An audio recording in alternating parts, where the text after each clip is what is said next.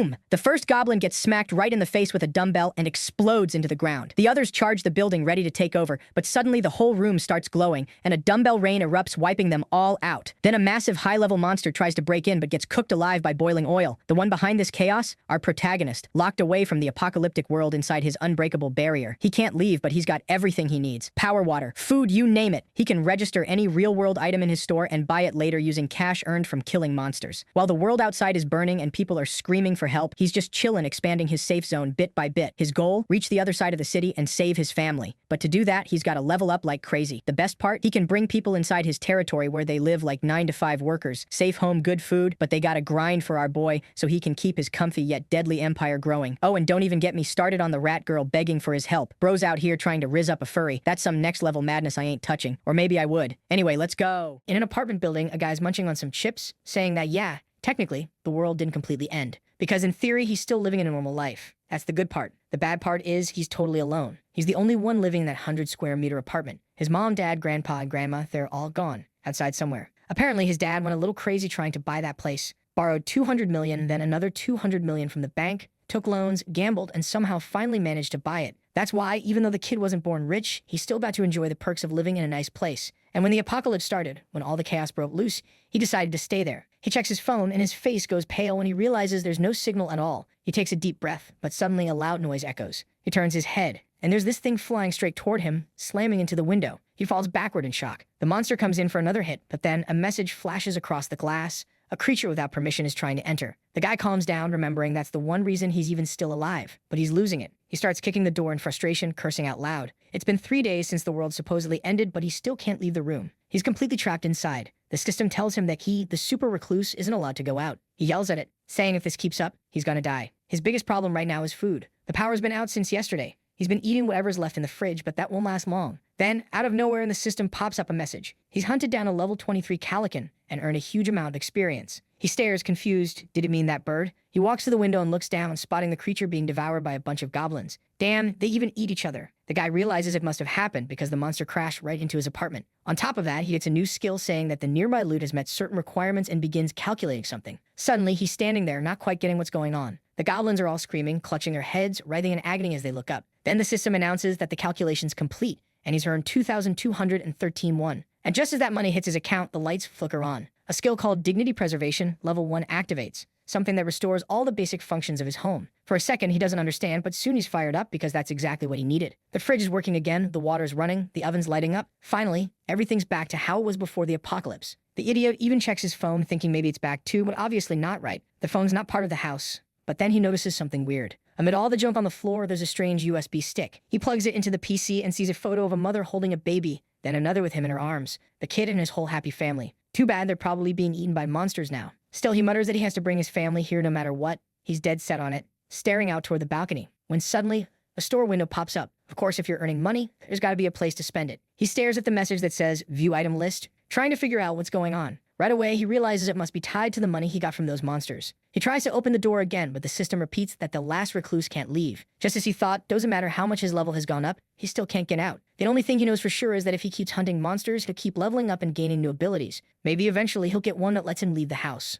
But the real question is, how's he supposed to kill monsters from where he is? Then, seeing those creatures flying around and the one corpse being devoured down below, he gets an idea. He goes to the kitchen, fills a bottle of water, stretches his arm out, and throws it outside. At least items could be tossed beyond the house barrier. That's when he grabs a small dumbbell nearby and decides to test his luck with that. But as he's holding it, he hears something screeching. Looking down, he sees goblins yelling at each other, carrying chunks of the bird he killed earlier. They're about to leave, and he shouts, Hey, don't you run off now. Holy crap, this kid's got aimbot or something. He throws it and nails the target dead on. Wait, no, hold up. Turns out he hit the bird's corpse instead. I thought for a second the guy was actually cheating. Problem is, now he's only got one dumbbell left to throw. As he's thinking he's too weak to try again, the goblins suddenly notice him. They glance up, lock eyes, and start sprinting straight toward his building. He flinches for a moment, but quickly realizes, maybe this isn't so bad. He opens the store interface and clicks List Item. The system registers his dumbbell as an item worth 16,991, the exact same price he paid when he bought it online. Maybe this recluse shop actually mirrors real-world prices. So he decides to buy 2 more, and they drop right in front of him. Now he's got a way to practice his throwing skills. From up above, he hurls another one, and this time it smashes right into a goblin's skull. It's only 3 kilos, but hey, Newton's law does its job. The thing dies instantly, and he earns another 3,301. Blood splattering everywhere, the ground's turning red, and the rest of the goblins are screaming in panic. The guy's already started bombing them from above, summoning 3 more dumbbells, grabbing one, throwing it. Another clean hit to the skull. Another 2,500 coins deposited, and just like that, he gains another skill. The warehouse, it was basically an alternate dimension where he could store items. Right away, he decides to open it up to see how it works. The system asks if he wants to store something, and he says yes. The 3-calorie dumbbell vanishes. Then he asks to retrieve it, and just like that, it pops right back into his hand. That's when he notices he's sitting on 2,000,001. No wonder he's been able to buy all those 16,001 items. And now that the warehouse is working, he gets another idea. In a split second, the top floor starts glowing. The system appears, and he commands it to summon the dumbbells. Suddenly, hundreds of them materialize in front of him. He's made it rain weights from the sky. That wasn't just an attack anymore, that was straight torture. Those poor goblins standing there like idiots are completely crushed. Everything dies instantly. He levels up again and earns another 59,000 coins. But honestly, he's spending way more than he's making. He's got to find a more efficient way to handle this. After the dumbbell rain, he registers every single item in his apartment into the store system. At least now, food and water won't be a problem anymore, not with the supplies and options he's got. But then the system notifies him that he's lost 1-1. It updates the balance. He doesn't get why. Maybe that dignity preservation thing costs something to maintain, or maybe it's from running the fridge. Either way, the guy's getting pissed. After all that dumbbell rain, of course, the goblins moved out. They're not stupid enough to stay there. Since then, he's only managed to kill 2 more. It's getting harder because he needs creatures to hunt. But looking around, all that's left are carcasses. He needs a new method. It'd be great if another dumb calican just happened to show up. Then its corpse would drop nearby, and maybe other monsters would come scavenging. And the kid's got a big mouth, because the moment he says that, one comes swooping down from the sky trying to take a bite out of him. He takes off running, scared out of his mind. But at the same time, he's thinking maybe God hasn't abandoned him after all. He runs back inside, ties something to a ladder, sets it up outside, and hangs it over the edge. It's a little mirror. That way, the creature sees its reflection and dives right in to attack it. The kid's celebrating like crazy as the monster keeps slamming into the barrier. He figures the thing's gotta be dead by now, but strangely, it keeps flapping its wings before suddenly vanishing. He looks up and sees the weird thing hovering there, its mouth wide open, staring right at him. The system warns that an unauthorized entity is attempting to enter. The monster keeps pounding against the barrier while he's praying it doesn't break through. He opens the shop, desperate for something that could help. From what he's figured out, he only receives loot if the monster dies nearby. That's why the goblin hunts weren't always successful. Some survivors dragged away the corpses, and those kills didn't count toward his loot. Meaning, if the distance goes past a certain limit, the calculation fails. And he can't let that happen again. He needs a way to kill this thing in one strike. Seeing the creature thrashing right outside, he suddenly gets an idea. He opens the shop and buys a ton of canola oil, heads to the stove, heats it up, lets it boil, then dips a pan full of the stuff and opens the system store again. He registers the canola oil as a new item, grabs his lighter, and makes a torch. The monster's still hovering up there waiting. He climbs higher, opens the small upper window above the creature, and dumps all that burning oil right onto its head. As the thing shrieks in agony, he lights the torch and throws it straight into its body. Flames engulf it. He smiles and says, "That's gotta have worked." The creature convulses violently, drenched in oil, before crashing to the ground and thrashing in agony until it finally stops moving. It's dead, a level 27 calican. His level jumps twice and he unlocks new abilities. Then the system finishes the loot calculation, 9,000,001. Even the protagonist himself is stunned. These calicans must be tough to kill, unless you're cheating from inside your little secret house. Then the system suddenly announces that certain requirements have been met and that territory expansion will begin. The whole place starts shaking and he has no clue what's going on. Out of nowhere, a strange aura, almost like it's made of inverted colors, surrounds him. The kid grabs his head as this eerie energy expands, and somehow,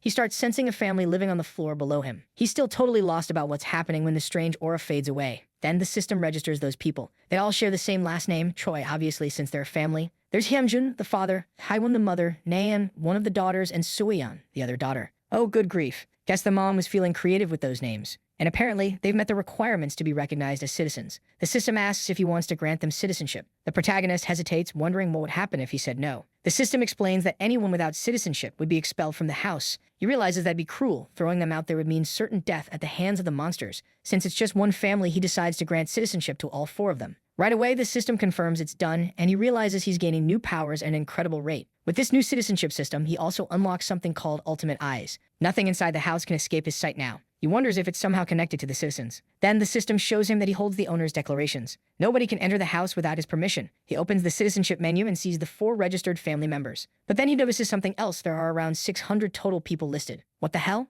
That's insane. It's like a literal simulation game now. He's a bit freaked out. 600 is a lot, but he also sees he can manage way more than he expected. There's experience distribution, trust levels, and even mission assignments. Oh, this is getting good. The protagonist realizes he can control how much experience they share with him. This might be the real key to getting stronger. Excited, he checks what kind of missions he can assign. Turns out, he writes them himself, sets the time limit, the reward, even the penalty. So he creates one. Hunt 1 goblin. Time limit, 180 hours. Reward, a small amount of experience. Penalty, none have failed. He hesitates, thinking it over. The reward's small, but what if he added a penalty? Maybe something serious, like death on failure. Damn, the guy went from 0 to 100 real quick. He shakes his head, says no, and cancels the mission. But then he realizes something. His citizens could die at any time if he wanted. In theory, he could give them an impossible task and they'd have no way out. He's starting to understand how deep his powers really go. He activates his ultimate eyes again and can see everything happening around him. The mother's asking, honey, what do we do? The father answers, we need water. Everyone's dying of thirst. She says she knows, but asks, where are we supposed to find water? He replies, there's a convenience store nearby, a big one. Maybe there's something left there. The little daughters start whining, Mommy, I'm thirsty.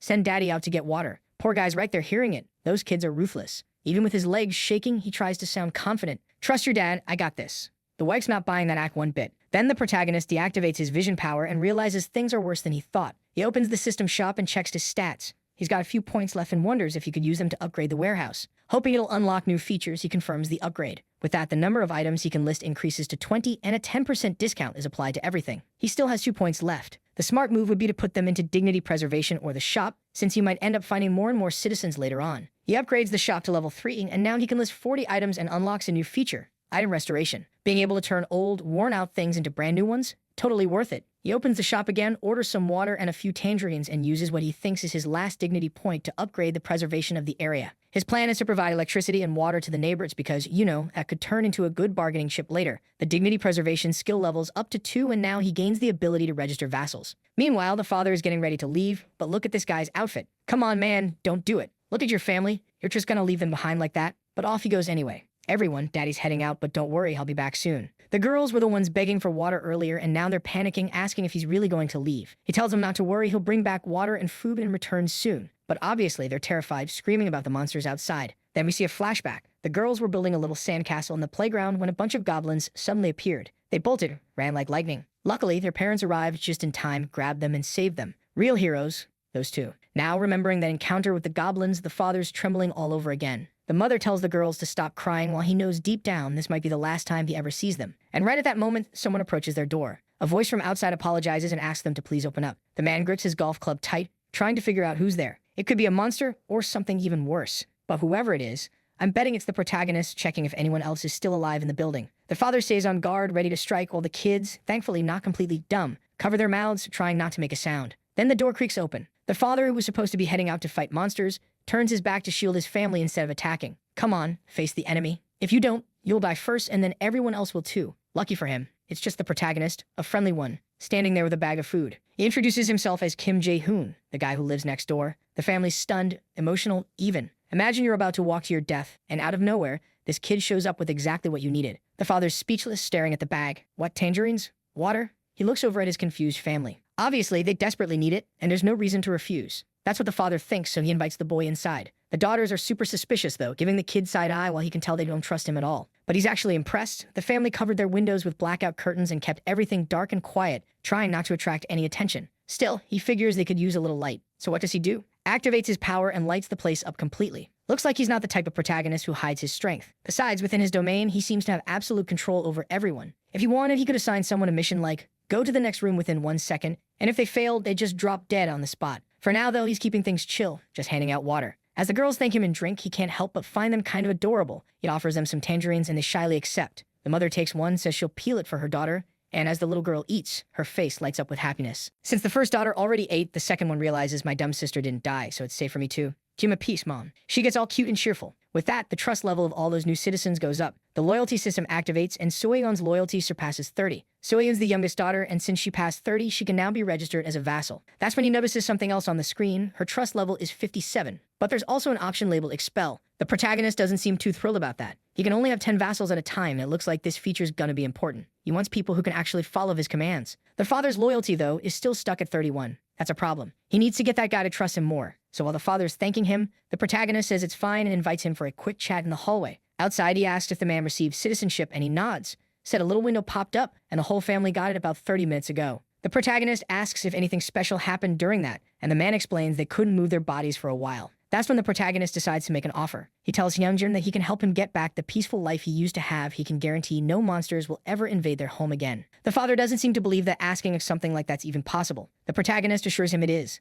Now the father's cautious. He knows there's no such thing as a free lunch in this world. So what's the catch? The protagonist doesn't sugarcoat it. He says there's a risk of death. Still, the man nods. He's ready to try. All they need is food and water, and he's already willing to risk his life for that. Yeah, he's even ready to die like a fool if it comes to it. Then the protagonist mentions he saw a golf club earlier and asks how much it cost. The guy says, I dunno, maybe 4 or 500,000. The protagonist like, damn, that's not efficient at all, way too expensive. If it were just a piece of metal, it'd cost way less. So he decides it's not worth registering since he has a limit on how many items can be added, and as he levels up, it'll only get harder to register new ones. The father looks confused, wondering why he even asked about the price. The protagonist waves it off, saying it's nothing, just curiosity. Then he asks if the man remembers the day the monsters first appeared. Jae-hyun says yeah, it was a weekend and it was terrifying. The protagonist thinks that's obvious. Those who stayed home probably survived. He's also realized that low-level goblins are way weaker than adult humans. The only thing that makes them dangerous is that they move in large groups. But the same could be said for humans. So the protagonist's plan now is simple. Form an army first. Then he tells Hyunjin, from now on, you're coming with me. We're going to find more survivors. Sometime later, he notices that Hyunjin's trust in him has gone up. Right now, the only one who still doesn't trust him is the mother. Looking at the family together, the protagonist can't help thinking he'd love to bring his own family back too. But then they hear something, groans, screams, strange noises. They look outside and down below. A group of people is fighting off goblins. Problem is, how's he supposed to help them? The only attacks he's got are Dumble Rain and Flaming Oil. The people down there are giving it everything they've got. One guy throws a baseball at a goblin's head,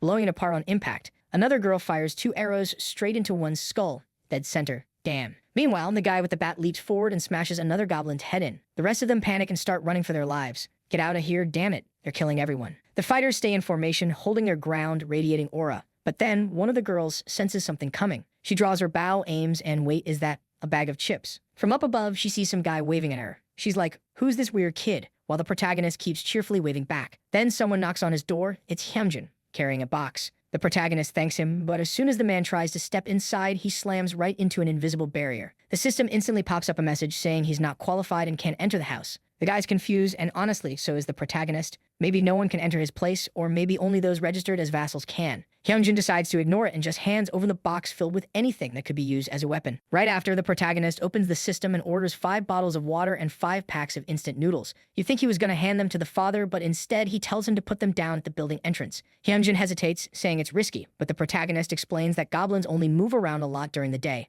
Obviously, the real plan is to attract that group of adventurers he saw earlier, the ones who actually knew how to fight. By providing food, he becomes someone people looked up to, maybe even worshipped. So he tells Hyunjin he's got a plan and just needs him to do it. The man agrees, it's not hard, and thanks him again. Then the protagonist opens the mission window and assigns him an official task. Place the box downstairs. The reward, just a small amount of experience. Hyunjin looks at it confused, but it feels a lot like a level-up system in a game. The protagonist confirms that's basically what it is and adds that Hyunjin's currently level 9. Probably, as he levels up, he'll get more rewards, so he's counting on him. That fires the man up. Finally, there's a way to grow stronger. Carefully, he heads down the emergency stairs, step by step, until he reaches the first floor. Outside, it seems calm. Too calm. But when he glances to the side, he spots several dark shapes moving. He instantly figures it must be a bunch of monsters. Bro, you just need to drop that box on the ground. Why not put it by your feet? No, instead, you have to prove to everyone how completely unprepared and clumsy you are, falling face first like a total idiot. Damn, that was harsh, but honestly, he kinda deserves it. Lucky for him, he's already swinging blindly in self-defense.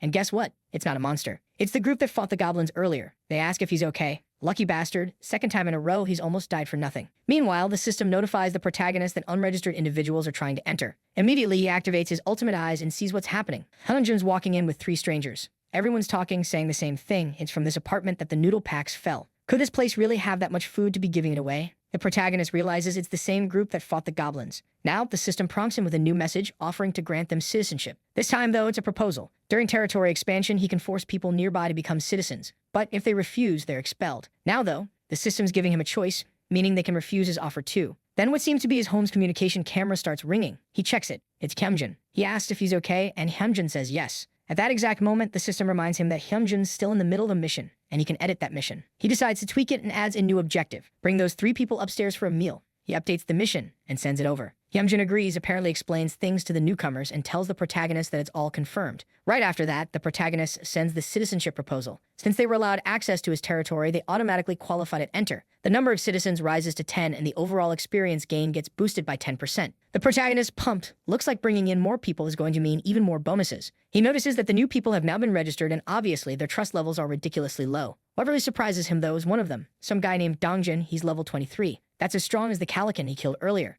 That's the same guy from before, the one who threw that baseball and then smashed the goblin's head in. As expected, someone that strong has to be an awakened human. He knows that depending on who's holding the weapon, even something simple like a baseball can turn into a deadly tool. And if that person's power is multiplied by this system, then yeah, that's basically perfect for monster hunting. Trust, though, that's something he'll have to build up slowly. For now, he decides to set the experience share rate to 70%. The registration's complete, and now he knows all he has to do is assign missions to those guys to go hunt monsters while he sits back, earning experience and cash. Of course, eventually he'll have to meet them in person. After all, they might be the key to finding his own family. Then suddenly, Dongjin's trust level rises, and not just his, everyone's trust is increasing nonstop. He's completely confused. What the hell's going on? Oh, for crying out loud, the dad's out of his mind. He actually brought the whole group into their home. The wife's already yelling, "Honey, what are you thinking bringing 6 armed people into our house with our 2 daughters here?" And he just shrugs. "My dear wife, did you forget you married an idiot? Poor woman. No wonder she doesn't trust the protagonist. She can't even trust her husband." He tells her to cook something and she's hesitant, saying, "I don't know if I should." She keeps refusing until he mentions it's for the protagonist. Then she sighs and agrees, asking the newcomers to wait a bit. They just nod and thank her politely. Dongjin, the guy with the bat, asks what kind of person this Jaehyun really is. Hyunjin admits he's not entirely sure either. All he knows is that the kid's their neighbor and he gives out food. Dongjin immediately gets the picture. Someone like that has to be dangerous. Hyunjin, though, is a bit of an oddball himself. Still, the group's sure about one thing. This guy Jaehyun must be some kind of meta-human. And for him to be supplying electricity, food, and water like that, he's got to have an insane ability. They can't deny it to them. He's practically a god in this new world. The father says dinner's going to take a while, so he suggests they go freshen up, literally. No one's about to refuse a hot shower in the middle of the apocalypse. Dongjin immediately realizes what that means. If there's electricity, that means plenty of things are still working. The father confirms, smiling, that yes, there's warm water for everyone. Everyone's a little freaked out, and he starts bragging that it's all thanks to Jaehyun's powers. He's got a bathroom, a suite, and even a super suite. Plenty of room for everyone to get cleaned up. And the skinny guy with glasses, seriously, if that looks like he's running on half a pack of noodles, asks, "You think this Jaehyun kid's really a meta-human?" Dongjin replies, "Yeah, definitely. Whoever this owner is, he's got some insane skill. Just look at me. My only weapon's a baseball bat." His friend beside him jokes, "Relax, man, just beat him up and take what he's got." Dongjin snaps back, "Wake up, you idiot. We're supposed to impress this guy, not fight him." The friend mutters, "Wait, you're saying there's a way to solve problems without punching someone?" "Yeah, that one's definitely missing a few screws." Dongjin sighs and tells everyone, for the love of all that's left, not to do anything stupid. Just follow his lead. Their goal is to get as much food as possible, so the smart thing to do is figure out what Jaehyun wants and not screw it up. At least they're not completely brain dead. They all nod in agreement. But of course, there's one guy acting shady, the one named Byung-ho. Dongjin puts a hand on his shoulder and apologizes to the group, saying all this trouble's basically his fault. "Did you summon those things, you idiot?" Someone snaps. "Looks like you really did call everyone over for a little party at his place." Byung-ho shrugs, saying it's fine. He came because he wanted to. But their leader swears they'll get some food, leave this place, and rescue his grandma. The kid lowers his head, thinking it's already too late. His grandma, who could barely get out of bed, facing a swarm of goblins like that, she wouldn't have stood a chance. Dongjin tells him to calm down, saying it's close by, and they'll go soon. But the kid doesn't look convinced. Then everyone hears a strange noise, and the door slowly starts to open. From behind it, of course, it's the protagonist holding bags full of food, saying he's here to help. "Dude, maybe announce yourself next time." The guy almost smacked you in the face with a baseball. Now that the danger's passed, everyone's sitting together at the table. The mom looks embarrassed, apologizing that it's cramped since there are so many people. Dongjin apologizes too, saying it's their fault for showing up unannounced. Then the luxury meal arrives, rice with rice. The mom shyly says she just made what she could, hoping they'll like it. But honestly, rice with rice or not, it's a feast to them. They've been eating dirt and pebbles for days.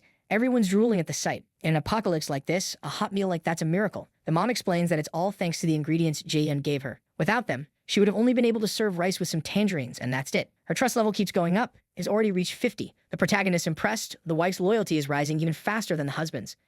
Interesting. Very interesting. Everyone thanks her for the food and starts eating, eyes lighting up, practically trembling with joy as the mom tells them to dig in. She just forgot to feed her daughter, who's tugging on her sleeve asking for food. The mom gently refuses, saying she'll feed her later when the guests are gone. But the girls call her over to eat with them, pull her into their little group, and tell her to have some too. "Come on, sit down already." The protagonist looks at the parents and says, "You two sit down and eat too. What are you planning to just stand there like idiots?" "Fine then." They sit and everyone starts eating. As they eat, the protagonist realizes it's been ages since he's had a meal like this. Of course, it reminds him of the food his mother used to make. All he hopes now is that his family is still safe somewhere. After the meal, a little girl gets sleepy and her mother carries her away. The protagonist then clears his throat and says it's time to get down to business. He asks why they can't go to that grandmother's house, even if it's nearby. Dongjin explains, it's the goblins. They'd have to pass through a parking garage, and those creatures love dark, enclosed spaces. The place is crawling with them like a nest of cockroaches. He estimates there are at least a few thousand down there. The protagonist knows his current ability only extends up to the 30th floor, which means he can't do much to help in situations like that. Dongjin adds that all the apartment corridors lead down toward that same lower level, so none of them have the guts to go there. The protagonist mentions that there are exits on the side streets.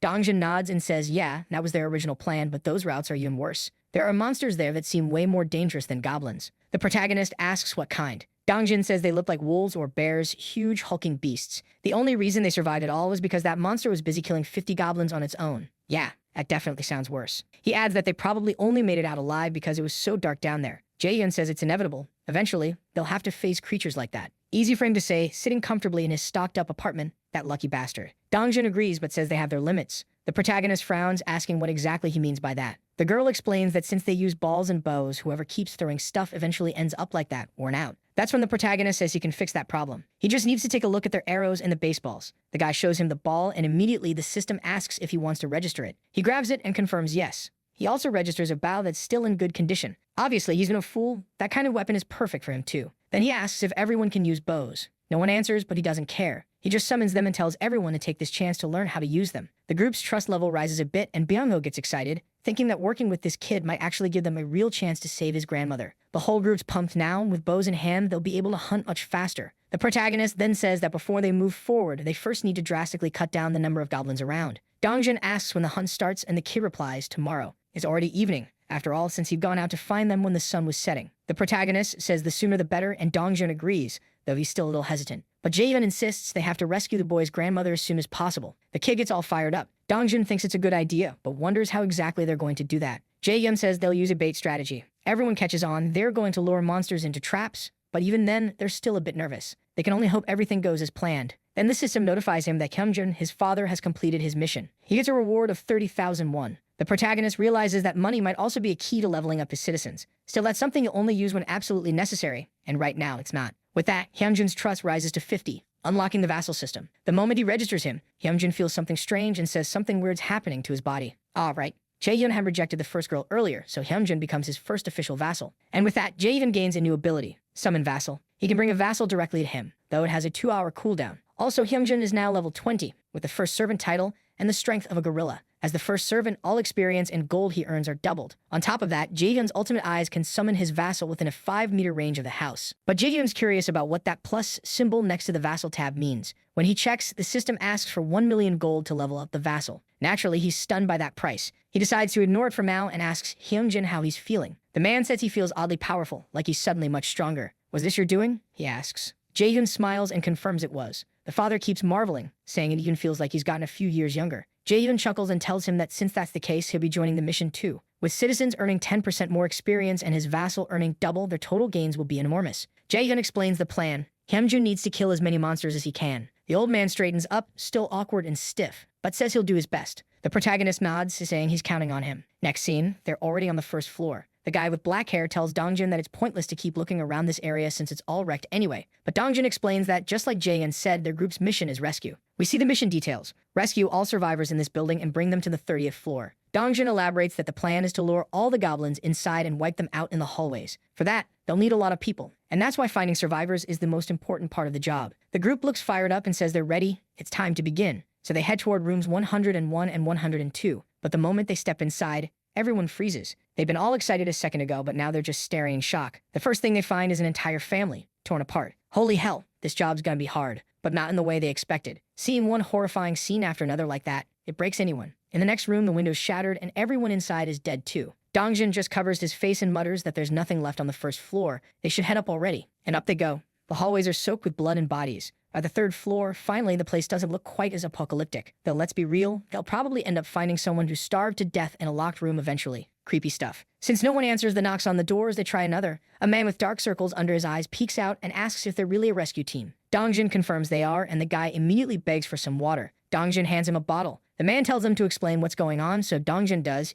He says they're survivors from nearby apartments, here to rescue others and bring them somewhere safer. But the door slams shut right in their faces. A moment later, it opens again and the guy apologizes, saying he's just paranoid, but from now on, he'll trust them. Dongjin shakes his hand, introduces himself, and tells Gaeyoung and Hyrin to escort him up to the 30th floor. It's a risky move, sending the 2 girls to guide him. The man hesitates, asking why they're going up instead of leaving the building. Then his son runs out, shouting that helicopters have finally arrived to save everyone. The girls quickly explain there are no helicopters, but there's food and hot water upstairs. His daughter pops out too, all excited, asking if that's true, and they tell her it is. Hearing that, the kids beg their father to stop wasting time and just come with them. Realizing he can't really argue, he sighs and agrees. Now the number of citizens has hit 40. On top of that, Their total EXP and gold gain have jumped by 90%. That's insane. The protagonist's thrilled. He's got 40 people now, even though most of them are old folks. Not exactly ideal for combat, but he's still a decent guy wanting to help everyone he can. Dongjin reports that this is all they could find. That's the total number. They checked every floor from 1 to 29. Many were already dead, but a few people were still alive in their apartments. The protagonist praises their work, thinking that Hyunjin's apartment must be packed now, but this should be enough. He activates his ultimate eyes and sees everyone hard at work, carrying chairs, setting up ropes, dragging cables, moving tanks. He nods, saying it's perfect. It's time to begin the second phase of the goblin hunt. In the hallway, Dongjin gathers everyone and explains how the plan's going to work. Their goal is to lure out the goblins hiding below. First, they'll head to the B1 section of the parking garage. They'll split into 2 groups, one to draw the creatures in, the other to take them down. After that, they'll move on to clear the ones deeper in on B2F. The guy with glasses asks the obvious questions. What if there are way more goblins than we expect? What if they're not isolated? What if we fail to lure them out? What if we get trapped under the bodies? The archer girl tells him to quit being such a coward. She'll put an arrow in every single one of those monsters' heads. He says they're overconfident. And that's when, of course, they all hear low growls behind them. They turn around, and there they are. The girl reacts instantly, pulling her bow and letting loose 2 clean headshots. Aimbot-level accuracy. The guy with the sledgehammer charges forward next, smashing his skull into pieces. These people are actually good, really good. Then the guy with the glasses asks why he didn't use the bow he'd been given. And that's when he realizes he's gotten too used to fighting without it. The girl tells him to look, because the goblin bodies are dissolving. It must be another one of Jaehyun's abilities. Seeing everyone fired up, Dongjin tells them to move out and head for B1. Banho's smiling now. Maybe this kid really is the answer to saving his family. Trust among several citizens keeps rising while the protagonist sits in his room, monitoring everything. He didn't mean to just sit there watching, but in the end, that's the best way to manage things. Then Banho, the one searching for his grandmother, finally reaches 50 trust points. That means he can now be registered as a vassal. As far as Jaehyun's concerned, the more vassals, the better. But something catches his attention. Byung-ho has 55 trust, yet 88 loyalty. Strange, but not bad. He decides to go ahead and register him immediately. Now down in B1F, arrows are flying everywhere. Chaos in every direction. And now that Byung-ho is awakened, he feels a surge of power flooding through him. Everyone turns toward him, confused, wondering what's happening. Even the goblins seem blinded. Out of the shadows, countless eyes appear, glowing in the dark, making the goblins shriek and cover their heads in panic. Dongjin says he has no idea what's going on, but whatever it is, it's working. He should take advantage of it and wipe them out. The girls fire more arrows, clean headshots, and one of them even lands a triple shot. Absolute precision. Still, there are way too many goblins. The whole horde's charging in now, flooding the place. Everyone's panicking, shouting that there are way more goblins than expected. Maybe the ones from B2 have come up. They rush through a door and try to close it, but several goblin arms are jammed in the gap, clawing wildly. They start smashing the door on them, crushing bones, but a dozen goblins are still trying to push their way through. That's when Hyunjin shouts for everyone to get back. He activates his gorilla strength ability and slams the door shut with one mighty hit. No exaggeration, goblin chunks must have flown everywhere. He's straining with all of his strength, yelling that he has to hold them off no matter what. Dongjin calls out for him to come upstairs. It's safe now. At that moment, Hyunjin releases the door, turns to run, and immediately trips, crashing face first to the floor. Seriously, this guy's speedrunning his own death. Lucky for him, the guy with the bat smacks a goblin that was about to lunge at him and tells him to get up. But it's too late. 5 or 6 goblins are already coming from behind. Just as one grabs his leg, Hyunjin suddenly vanishes right in front of everyone's eyes. The guy with the bat freezes, realizing he's now completely alone. A goblin leaps at him. He swings the hammer and crushes its skull while the archers behind him fill the air with arrows, nailing every creature in sight. The whole team's unleashing a storm of arrows as the survivors bolt up the stairs, but there's still a swarm of goblins charging right behind them. Theoretically, though, that was the plan. Next chapter, under the light of the moon, several bear-like monsters are feasting on goblins. Gotta admit, it's kind of wild, but at least in this story, the monsters actually fight each other. Makes more sense than them only targeting humans. Meanwhile, upstairs, Hyunjin collapses in front of Jaehyun, gasping that he almost died. He's all scratched up, struggling to stand, confused about how he even got there. Of course, Jaehyun had been watching everything the entire time with his ultimate eyes. Thankfully, the summon vassal skill worked perfectly. Hyunjin's limping, his feet all torn up, asking what just happened. Jaehyun simply says that, at least he's still alive, and something like that shouldn't take long to recover from. But Jaehyun knows it's time to start researching medical supplies. He goes back inside his apartment, remembering that his mom always kept a small first aid kit to take care of him. In a world like this kind of thing is extremely valuable. The problem is he can only store 40 items, so he decides to put everything inside a box and then store the whole box. I had that idea, and it actually worked. Dan, I'm a genius. As much of a genius as the protagonist. Could I be a reincarnated one? Don't know, but I do know the full kit costs $77,000. He then calls the soapfoot guy who keeps falling over and tells him to show the wound. The protagonist says he's going to disinfect it, and the guy lets out a little groan. But at least that raises his trust again. Honestly, the protagonist thinks, I don't even know if I want this guy's trust. Useless idiot. I'm only keeping you alive because you've got a wife and 2 daughters who need you. For what? I'm not sure, maybe emotional support. He keeps helping him while wondering how the others are doing. It's better to use his eyes, so he activates them. Let's see what's going on out there. Same hallway, Flashbeard pops out from behind the barricade, lands a clean arrow to another goblin's head while one of the guys is smashing away. Everyone's holding bows, raining arrows on the goblins. This team's really strong. They built barricades. They're drawing enemies in, not hitting their own allies. Spoke too soon. Right after he praises them, a guy gets grabbed from behind by a goblin. Byung-ho shouts for him to watch out and charges in himself, smashing through 3 of them. He's completely possessed, diving straight into the fight and tearing everything apart. The others stare. Byung-ho can fight like that? I didn't know that. The protagonist watches, realizing everything's going great. Byung-ho's already level 30, and now he's awakened a teleport skill. He can move through space using mental power,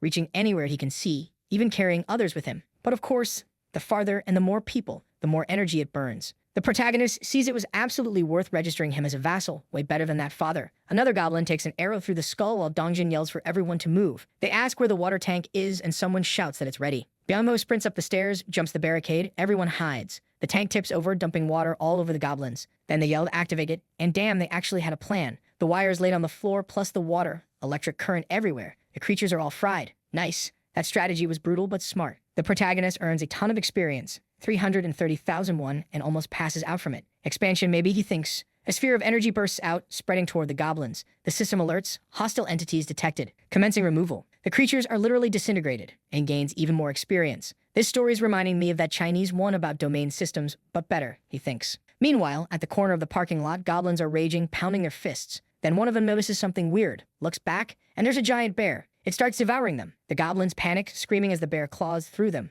tears them apart, flings them away. Those poor things have no chance. The parking lot turns into chaos, goblins screaming, the bear tossing bodies everywhere. But now the goblins are biting the bear's neck, face. It's a real brawl. It's getting bitten on the jaw, on the head, and the bear goes berserk. Everything explodes. Then suddenly, what? The bear just got citizenship, and it was a woman inside the bear. Dear God, I'll leave that one to you guys.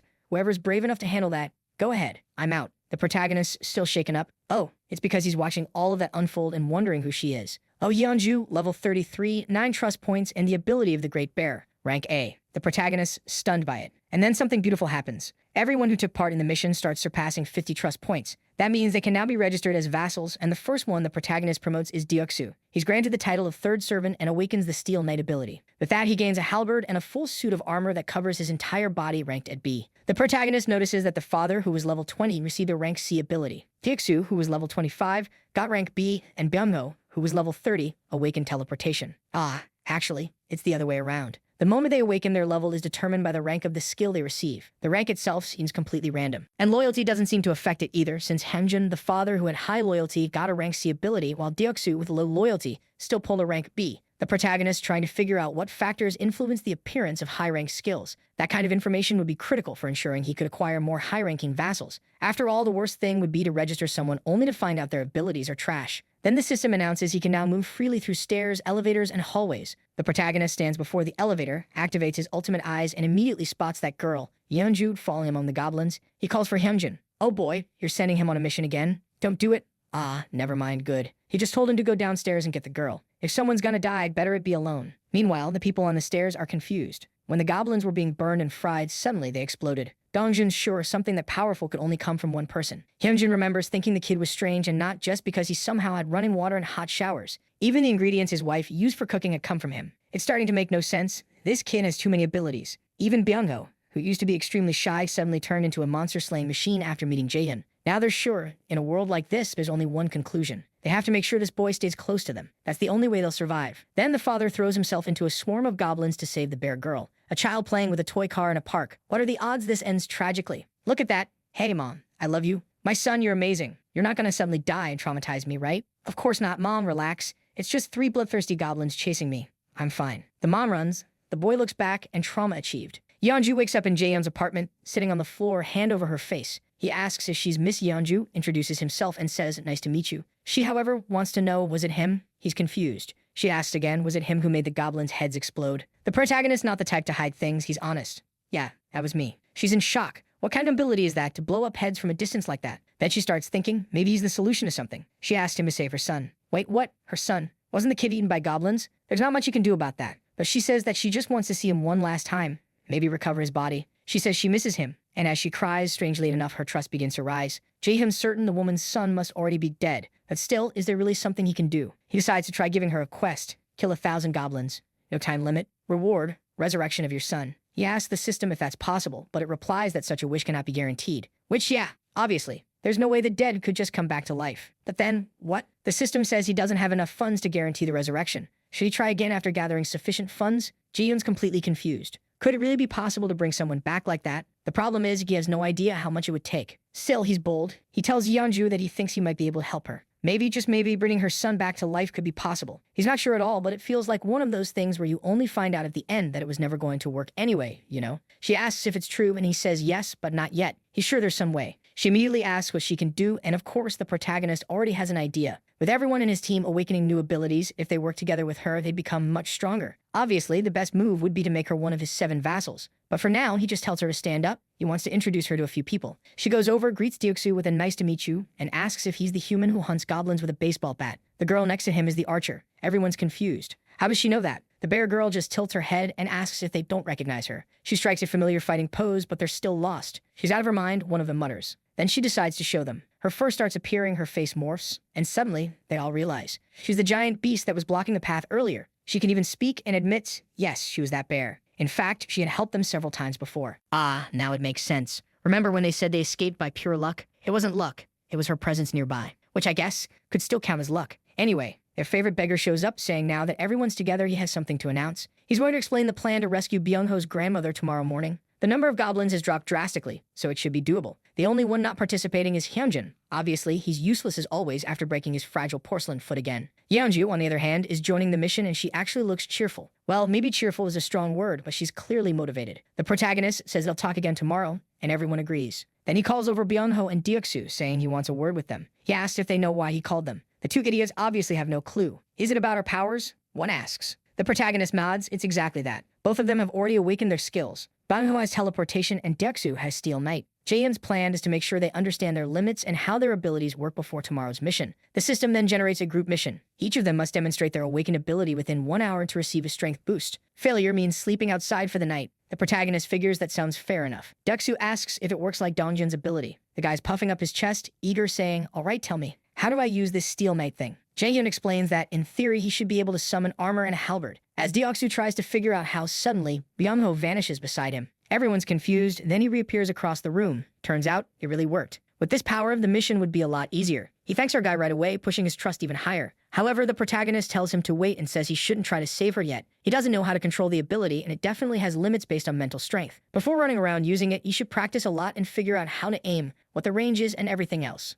Byung-ho says he understands, and right then the 2 of them feel a strange energy beside them. Deoksu has drawn the halberd and the full suit of armor. Dan, his armor looks slick. Say what you will. Inside a dungeon, that would be badass. It's kind of out of place in an apartment hallway, sure, but in a dungeon, it would be pure flex. His trust goes up too when the protagonist calls out to Byung-ho, asking if he can, for example, teleport to that building across the way. Brave kid, huh? He takes a look and decides he'll try. What if he appears midair and falls and dies? Imagine that. Imagine if that actually happened. The protagonist then issues a mission. Move by teleport to Unit 113 within 3 minutes, and you'll gain increased teleport efficiency. I think he registers the mission and then their coins get spent to level the kid up, you know? Byung-ho stops in front of the window, starts focusing and becomes wrapped in an aura. Suddenly, he vanishes in front of Deoksu and reappears on the other side in another apartment. He waves from far away and the mission completes. Obviously, what happens? He burned too much mental energy and passed out like a complete idiot. Lucky fool that the protagonist has summoned Vassal and yanks the kid back immediately. It's busted. Send the kid, kill something, pull him back. Total cheese. The fool's out cold, you can tell the teleport's great, but the stamina it consumes is absurd. At least his status shows he's fine. It's just a matter of resting. Good thing you didn't try anything crazier or he would have blacked out there and lost.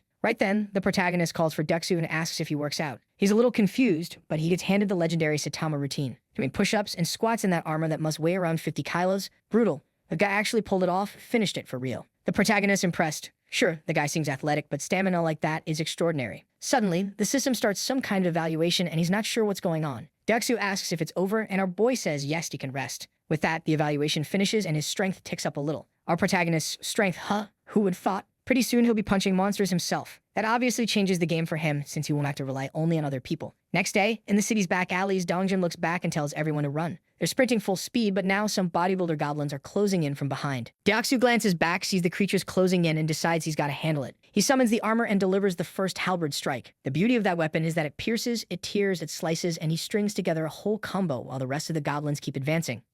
But a bunch of goblins ignore the guy in armor and go after the rest of the team. Poor things, they take a rain of arrows straight through the skull. People in this story have ridiculous aim. I thought it was the queen of the bow, but it was Byung-ho, who tells Deoksu not to worry. Anything that slips by, he'll handle. Deok-soo grins and says he gets it, while the goblins are basically freaking out now. They turn tail and run. Jet out of here, everyone's dying scatter, but they're screwed. They run right into transformed Yeonju. One goblin's practically crying. People in this story are really cruel to monsters. Arrows, halberds getting torn in half, brutal. Dongjin tells Byung-ho it's time to move and go save his grandmother. He runs ahead, thanking him. And with that, Yeonju completes a mission. Her evaluation finishes while the protagonist is just watching with his all-seeing eyes. He's thinking this evaluation term might be a mistranslation. It's probably supposed to mean quest, right? Because she just finished one and received 132,001. He notices the amount's different from before. Oh, it really is a quest reward, but it seems that depending on the quest, the reward he gets as the quest giver also changes. He's trying to figure it out. And then Byung-ho also completes a quest, but apparently he's already hit his daily quest limit. The system evaluates the quest he finished, and the protagonist feeling a little anxious, then jackpot. The system congratulates him and gives him one skill point, exactly what he needed most. Meanwhile, Byung-ho is moving forward through teleportation.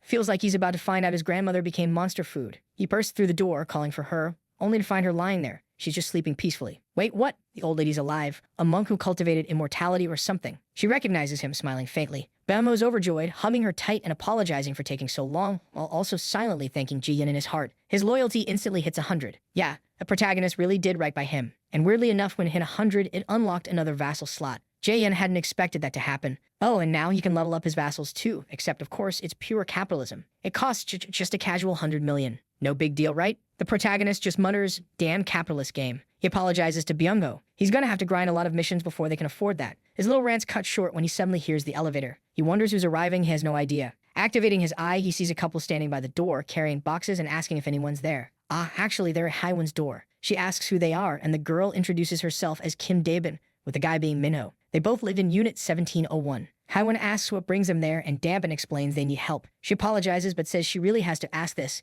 Can she take a shower? Good grief, people in this world treat showers like divine blessings. Haiwon's confused, but Daebin insists all she wants is a shower. Haiwon sighs and says fine, she can come in. Meanwhile, the guy, who's built like a tree, asks where he should put the box. She asks what's inside, and they say it's just a bit of food. A bit? That's a mountain of canned goods. Daebin explains it's kind of an apology for banging on their door and interrupting her shower. Then she notices something in the corner, an arch and a few baseball bats. She asks if that bat belongs to the apartment's owner. Haiwon says no, it was left behind recently by someone who came by during all the chaos. The protagonist watches all of this and sees that for now, they don't seem like bad people. Obviously, he's gonna have to go meet them later, talk things through, and bring them into the group. He needs as many people as possible to keep expanding to the other buildings. Then the system alerts him they hunted a red tiger. He gains more experience and 39 million gets deposited. Even the protagonist confused. What the hell just happened? He activates his eye to see, and there's Dongjin and the others, covered in blood lying on the ground. The red tiger's dead, and Yeonju's collapsed nearby. He can't even tell how things got to this point. Yeah, maybe he should have been watching earlier. Right away, the system says it's discovered new people who can be offered citizenship, and asks if he wants to offer it. The protagonist, there's a lot happening at once, wonders who these people are, then sends the offers. There's a huge list of names he's not going to read through right now. When they show up, they'll find out who's who. Also, the system says that now that the number of citizens has reached 50, everyone gets an ability called the Power of Trust. The protagonist wants to know if anyone's injured. Meanwhile, Byung-ho is carrying his grandmother on his back, and Deok-soo is carrying Yeonju. The protagonist realizes the situation is not good. Of all the people who had to show up, it had to be the strongest one he had. They're fleeing while the archery ace fires perfect shots from behind. But then, everyone suddenly notices their bodies feel lighter. The power of trust increases all attributes by a certain percentage based on how much they trust the protagonist. Since everyone in that assault group has been with him a while and now has 50% more trust, that's a huge buff. Byung-ho's sure it's a Jaein buff. Damn, the protagonist is busted. He really does look like the story's lead. Also, Hiren's trust rises to 50 along with Gaeung's. They're the two girls from the archery squad. He registers them as vassals, and they feel the power arriving. Gaeung gets the pierce ability, and Hiren gets poison mist. I won't lie, I still don't know which is which of the two, only that there are two girls. Okay, now we finally see. The one in purple is the Pierce Queen. Her arrow zipped from side to side, and apparently she activated it without even understanding how. Meanwhile, the protagonist creates a mission for her to kill 10 creatures using that skill. That one's tricky. The real problem will be how to use that poison mist. It's a good ability, rank B, but it risks affecting allies. He'll have to keep that in mind and study it later. Gaeung completes her mission and has already hit the daily quest cap. The protagonist decides to check on the rest of the citizens to see what's going on. There's a guy in the bathroom, looks like Deok-soo, collecting some water. There's a couple gathering instant noodles. That's why those people weren't in Dongjin's group. They already had enough food to survive. But then he sees a woman collapse in the middle of the room. In the next second, he's sprinting over. That's because Kim Dae-jung, level 26, had low trust but the heal ability. That's obviously essential. The protagonist's life isn't easy. Geez, he has to keep an eye on 50 people all the time. People are dying outside, collapsing in their rooms, eating, passing out, drinking, while he has to stay in that little eye, watching everything, directing everything. His talent is broken, but it's hard work. It's not just sitting around. You think he's Sung Jin-woo? Right after that, he's standing in front of room 2902. He opens the door. The problem is it looked like it had one of those locking systems. However, now he had an invisible hand ability, the last one he received. So he just closes his eyes and starts imagining the thing being destroyed. A pair of pliers appears in front of him and he uses it to break the lock. The door opens, he runs in and reaches the girl. Incredible. He gets there and says, "Hey, you okay? Wake up, please." But obviously her condition was worse than he imagined. He notices signs of dehydration and realizes it, right? Just like I said earlier, she probably got trapped in the room, didn't want to leave, and ended up like this, totally wrecked. Too clever for her own good. He's wondering if there's anything nearby he can do to help her. Then he notices something strange. On the floor next to her, there's a bottle of water. He decides not to worry about that for now, because the priority is to save her. He gives her a mission. Take one breath and recover from the dehydration. Wow, it worked, but it cost 10 million. Yeah, that was expensive. He asks if she can wake up, but she's completely shattered and wants to know who he is. The protagonist introduces himself and says he lives in the unit above hers. She then asks, "What are you doing here?" He explains that she looked really bad, so he forced the door open and came in. The girl seems to remember something, starts crying and covers her face with her hands. For sure she'd lost a lot of people and just wanted to move on. But not during Jae-hyun's shift. He tells Kim Dae-jung that he desperately needs her help. One of his friends was severely injured. She seems a bit hesitant, wondering what this crazy person is talking about. How could she help someone? That seems impossible. And why is he saying she could treat someone? Does he know she's a nurse? At least from the way he's begging for help, he doesn't seem dangerous. For now, she decides she'll help. Then the protagonist goes into the system and activates the mission for her. She would have to heal Oh Yeonju, the bear-like girl, and she'd receive an upgrade reward. He tells her to rest and says he'll bring the injured person. Then she gets confused when he tosses some oranges at her feet. She wants to know what that is. She was in shock because she dropped out of the little system, right? He just turns and says he'll explain later. He asks her to recover, since she's very weak, and says he'll be back soon. But the girl is right there. She looks like she's starving, freaking out, and wondering if she's dreaming when she sees those oranges. When he gets into the room, of course, her confidence had risen a bit. Naturally, it was going to be harder. Nobody in this world trusts someone who breaks into their home out of nowhere. But the time was coming. While he's thinking that, suddenly there's another red tiger chasing the group. The protagonist instantly recognizes it as the beast that scored so many hits and nearly killed everyone. People are running like crazy, but as always, they're all clumsy, slipping and falling like idiots. They shout for Hiren to get up. The tiger's about to bite. She sees she's going to die, then she disappears. We already expected that. The protagonist was watching. Kellogg's is standing there confused. Meanwhile, Hiren shows up in front of our guy, exhausted and coughing. He realizes once again it was a close call. At least the tiger's hesitation bought everyone some time to keep running. At that same moment, another person gets registered as a citizen. Byung-ho teleports up to him, asking him to look after his grandmother. The protagonist doesn't stop for a second. He just tells the boy to wait a bit. Byung-ho asks why. Could it be because the rest of your group is being chased by a giant tiger? Jae-hyun is greedy. He's thinking about how to kill the tiger, not how to save people. The beast is closing in on the group, and Dongjin sees that not everyone can escape, so if he does something. He grabs the ball, throws it at the tiger, but the animal dodges to the side, though it takes a glancing blow. The tiger roars louder as Gaeon calls for Dongjin. The tiger comes in to bite, and Dongjin realizes he can't run straight anymore. He has to move sideways and tells everyone to flee toward the building. The tiger's coming in for a strike, and this one's going to land. He's trying to get to the parking lot. The tiger's jaws are right behind him and closing in. Then, bam! Something appears and slams the tiger to the ground. The protagonist, using his invisible hand, kind of forms a metal rod and starts choking the tiger. Everyone's in shock as the beast is lifted off the ground. At that moment, a mission pops up for Gaeon, and the protagonist figures he personally can't go. But if she goes hunting, he'll get 4 times the loot. She stands there, focused and fearless, in front of the dying tiger, gives it one more look, releases an arrow, and it seems she killed it. You hunted the red tiger and gained an insane amount of EXP, plus 63 million was deposited into your wallet. Oh, but he's going to need a lot of money just to wake the girl. That cost 10 million. Also, of course, everyone's trust and loyalty rose. Dongjin surpasses 30 and can now be registered as a vassal. Funny, when he appeared, I thought he'd be the first. With that, we're back at the house with Dae-jung treating our dear bear-like girl, and the protagonist thinks he was lucky to find this woman right now. He asks Dongjin what happened. What's up with that red tiger? Dongjin explains that the house where Byung-ho's grandmother lived is red tiger territory. They struggled to kill one, but when another showed up, they realized they didn't stand a chance. The protagonist notes it's strange that there were no goblins in the area. Now it makes sense. There were so many red tigers, the goblins stayed away. Thanks to the tigers, his grandmother is alive. Dae-young's missions start completing and she receives 73,001, while Dae-jung is happy that the job is done. Our kid congratulates her, but she just wants to know if she can go back home. Then someone asks them to wait. I can't believe it. It's that Hyunjin, that useless dad, asking them not to keep gathering in his place all the time. If I were this protagonist, I'd toss him out the window right now, but of course the protagonist is a decent guy and won't do that. Someone mentions that Unit 2901 has power now, electricity's working, so yeah, they can live there for now. The protagonist then tells Danvin that Units 2101 and 2102 will also have power now. She's given the job of telling people to use the bathrooms and take showers in those units. Strangely, the protagonist says they can keep one unit and the rest of the people will share the other. Oh, but there's a reason for that. They'll get this advantage because the protagonist wants them to act as messengers for our kid. Basically, when he needs something done or needs to tell people something, they'll have to rush out and pass the message. He already gives the first order. Tell everyone that the first team to kill 100 goblins as fast as possible will win an empty house with everything working. That house can hold up to 10 people and everyone will get the same benefits. The only catch is it depends on the floor of the house, since they can only work on the upper floors. Jae-hyun realizes he's going to have to make those with power want to prove their worth. Only then will they get what they want. So the mission is created: hunt 10 goblins. Reward: a small amount of experience. The failure condition: forbidden from using the shared facilities. Luxury is over, time to work. And now there's a desperate guy already running the parking lot, being chased by a bunch of goblins. Seeing the door at the back, he says it's just a little further, but the little green hand is about to grab his coat. He slides past and tells the group he's made it. There are other survivor groups. The blonde brother praises the work, pulls out his spear, and drives it in. These guys here are brave, not afraid of goblins. Take that, loser. Drop dead. The little green ones, as usual, are getting beaten. Everything's chaotic. One of them in the back, hand on his face, realizes everyone's going to die and bolts. Oh boy, look at the face of that psycho, claiming he's going to show them something fun. Slicked back hair, eyebrow piercing. He's the villain type who hurls his spear and of course nails the kid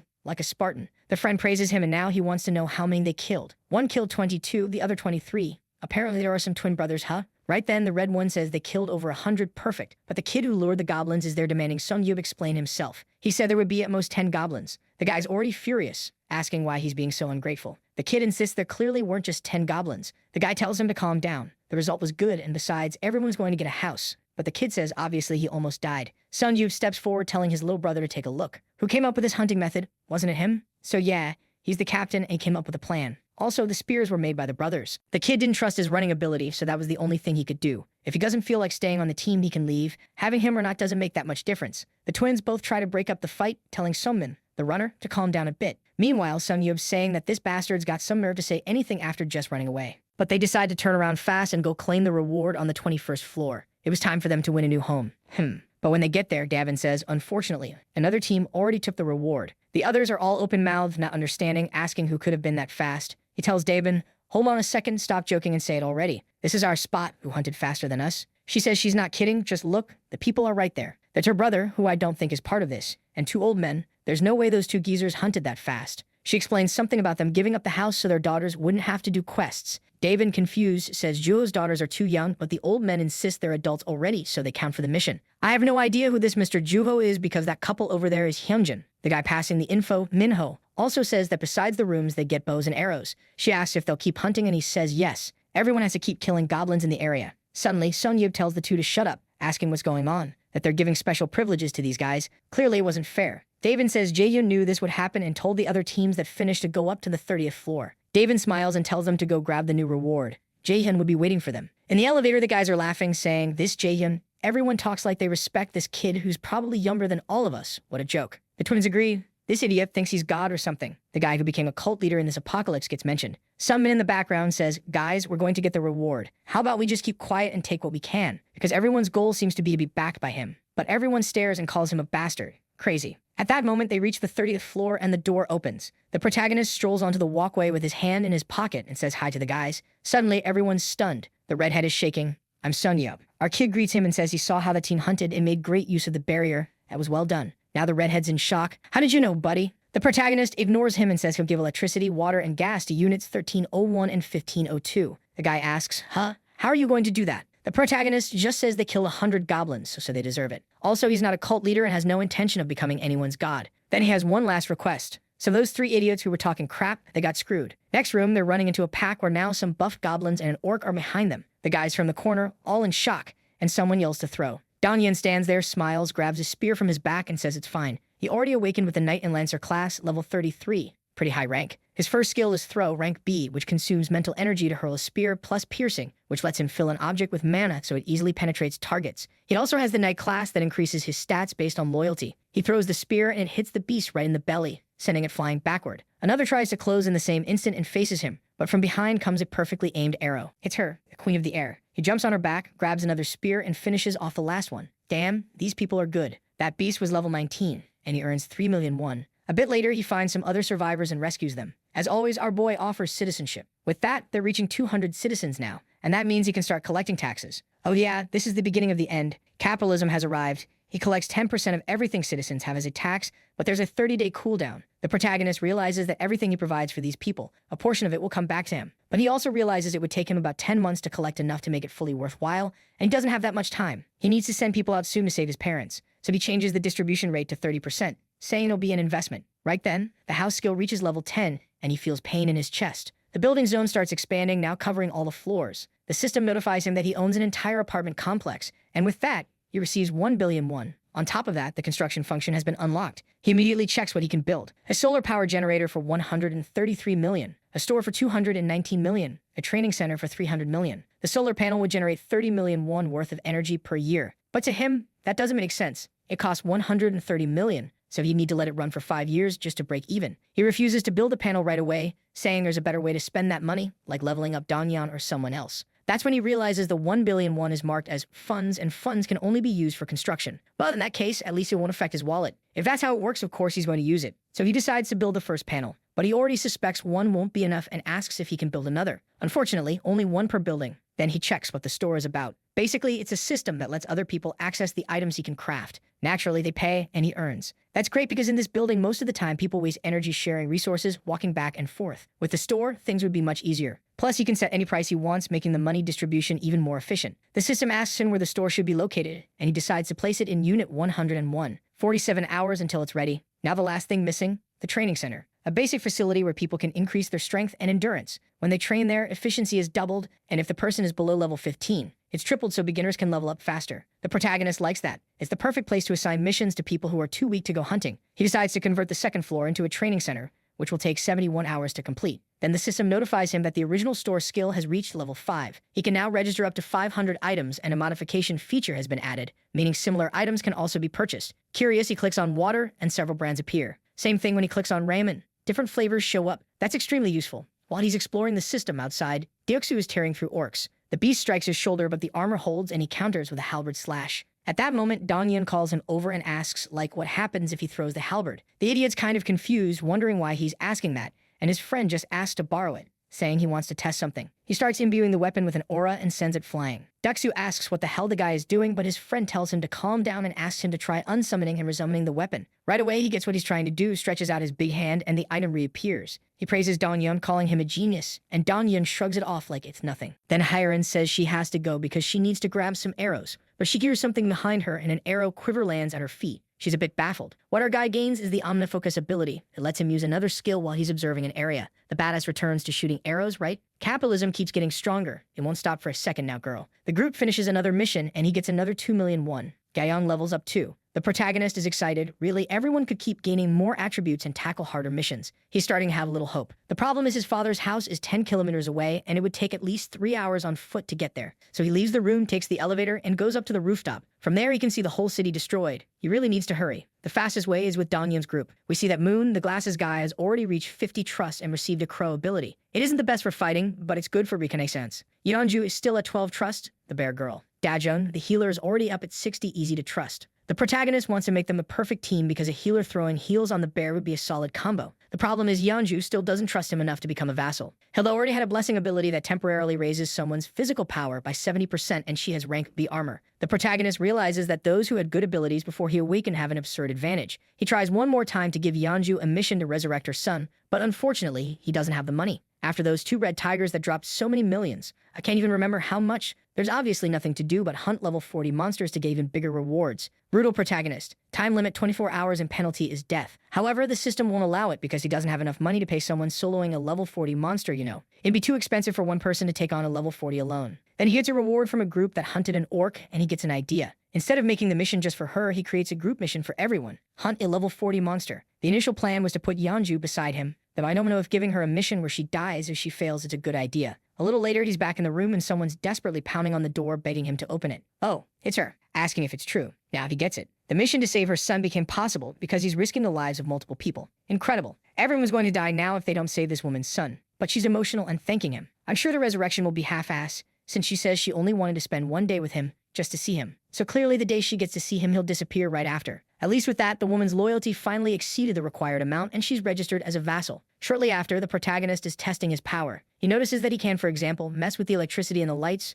turn a faucet on and off just by looking. Each time he's getting more control over keeping his composure. He feels like he's become a little wizard, totally full of power. A notification pops up saying he earned $320,000 from the shops. Since he profits about 20%, that means the store sold over 1.5 million. He checks it out, and a bunch of people are on the first floor buying stuff. One guy orders a beanie and asks how much they've got, and the chubby guy in the back says, sadly, 10,000. That bow costs 150, so it'll take about 15 days. Another person says that makes no sense. They still have to eat. And that other guy walks off saying, if you're so clever, you do the math. Wait, are you also terrible at math, jerk? The protagonist notices that now that everyone has to use their own money, it's creating a bit of hostility. The good part is that hostility is being aimed at the goblins, which have become a source of income. Everyone wants to hunt if they can actually buy things. The citizens were leveling up, he was getting more and more people, and things were just getting better. The population had already reached 789 out of 11,000. Everyone got more SSP and more money from working for him. The kid's sure things are going to start growing exponentially. Now that I think about it, that little jingle is probably stuck in his head all day. With 700 people out hunting, look at Yeonju swiping. She rips 3 apart mid-charge, bites another, tears another open. She's got her teeth sunk into a neck, kills one more, and transforms back. Her friends shout to the one she clobbered to check if she's okay. She says she's fine, a little hurt, but it's nothing. The girls are like, you psycho, take it easy. You're going to die. She apologizes if it looks like she's trying to steal all the kills. The other two say they're not complaining, they're actually worried about her. Jaehyun seems pumped. Putting those two together really worked perfectly. Yeah, it's a strong trio. I think this pack might be the strongest in the building. The bear in front held it behind the other shooting arrows. I'm such a loudmouth, huh? For God's sake. I said that, and the 3 of them freaked out, trembling. Something comes from the end of the line, a huge stomp, and it looks like some kind of orc boss. The 3 are totally covered, while the beast just stands there glaring. The split second later, Yeonju transforms and charges in full force. The giant orc heads their way and throws a spear, but she claws it right in the chest. She's holding her ground. Gaeum is off to the side, eyes locked, fires an arrow that flies like a bullet toward the orc, but the beast manages to turn and block it in midair. At the same time, Yeonjung leaps in for another bite and pins the orc to the ground while it tries to hold her. Blood everywhere, and another one is finished off. It was only an orc captain, level 28. I thought it would be stronger. Because they killed it, a request for Jaehyun's outpost is completed. The outpost is added to the list of constructions. A safe zone that can be built outside the house. When activated, it becomes part of the house and grants the same effects, almost the same effects, but it only stays functional if there's a citizen with a night talent or higher present. And if a non-citizen stays in that place for more than 1 day, the zone gets destroyed. Also, it costs 1.3 billion. It sounds scary, but apparently the protagonist has killed so many orcs that he's got money to invest. The construction would take 7 days, and he decides he can't do it now. Otherwise, he'd lock the whole group up there for a week. That time loss is too big, he can't waste it. Besides, this Jeonpo Station area seems kind of unnecessary now since he already wiped out the monsters. That's why he decides not to build this time. If he could build it where his parents are, that would be much better. If they were inside an area he controls, he could protect them much more safely. With plans set, he decides tomorrow he'll send Dongjin's group to rescue his parents. The glasses guy is watching, stunned. How can a human tear an orc apart with bare hands? Well, he's not exactly human unless you're staring at a bear standing in front of you. He already knew how strong she was before Jaehyun's blessing. What he doesn't get is how the kid managed to convince her to help them.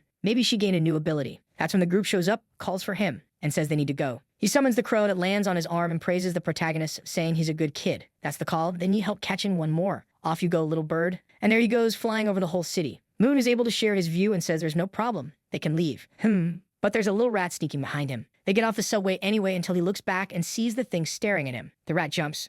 Oh boy. And it looks like it's following. Get out of here, rodent. Back at the apartment, everyone's gathered with our kid who's begging them to help. I think I got confused because I thought he'd already set a 1-day limit mission. But it looks like the time limit was much longer because the woman's standing in front of him pretty calm. As requested, everyone's kind of staring at each other and he says he knows the odds are low. Dongo asks if he's sure his parents are in that place since obviously he's going to answer no. There's no way he could know, right? But Byung-ho interrupts and says of course they'll help. He actually wants to help. The others are greedy because it's thanks to the protagonist that everyone's alive. They say just tell them what to do and they'll do it. The protagonist explains that now that all the orcs in Jeonpo Station are dead, they have to move on to the Songmyeon area. The exit to Jagalchi is the closest spot to his parents, and that's where they have to go. Once they're over there, he'll guide them to where his parents are. He knows it'll be too risky to cross everything at once, so the initial objective is to take control of that new station. I'm thinking that little rat might be someone's power, like the crow, you know? Kiddies, they find another group. About time, right? You expect to find a hostile group after finding 700 people, but no. At that point, Yeonju asks them to wait and wonders if he can bring family members using his abilities. He could, but he's an idiot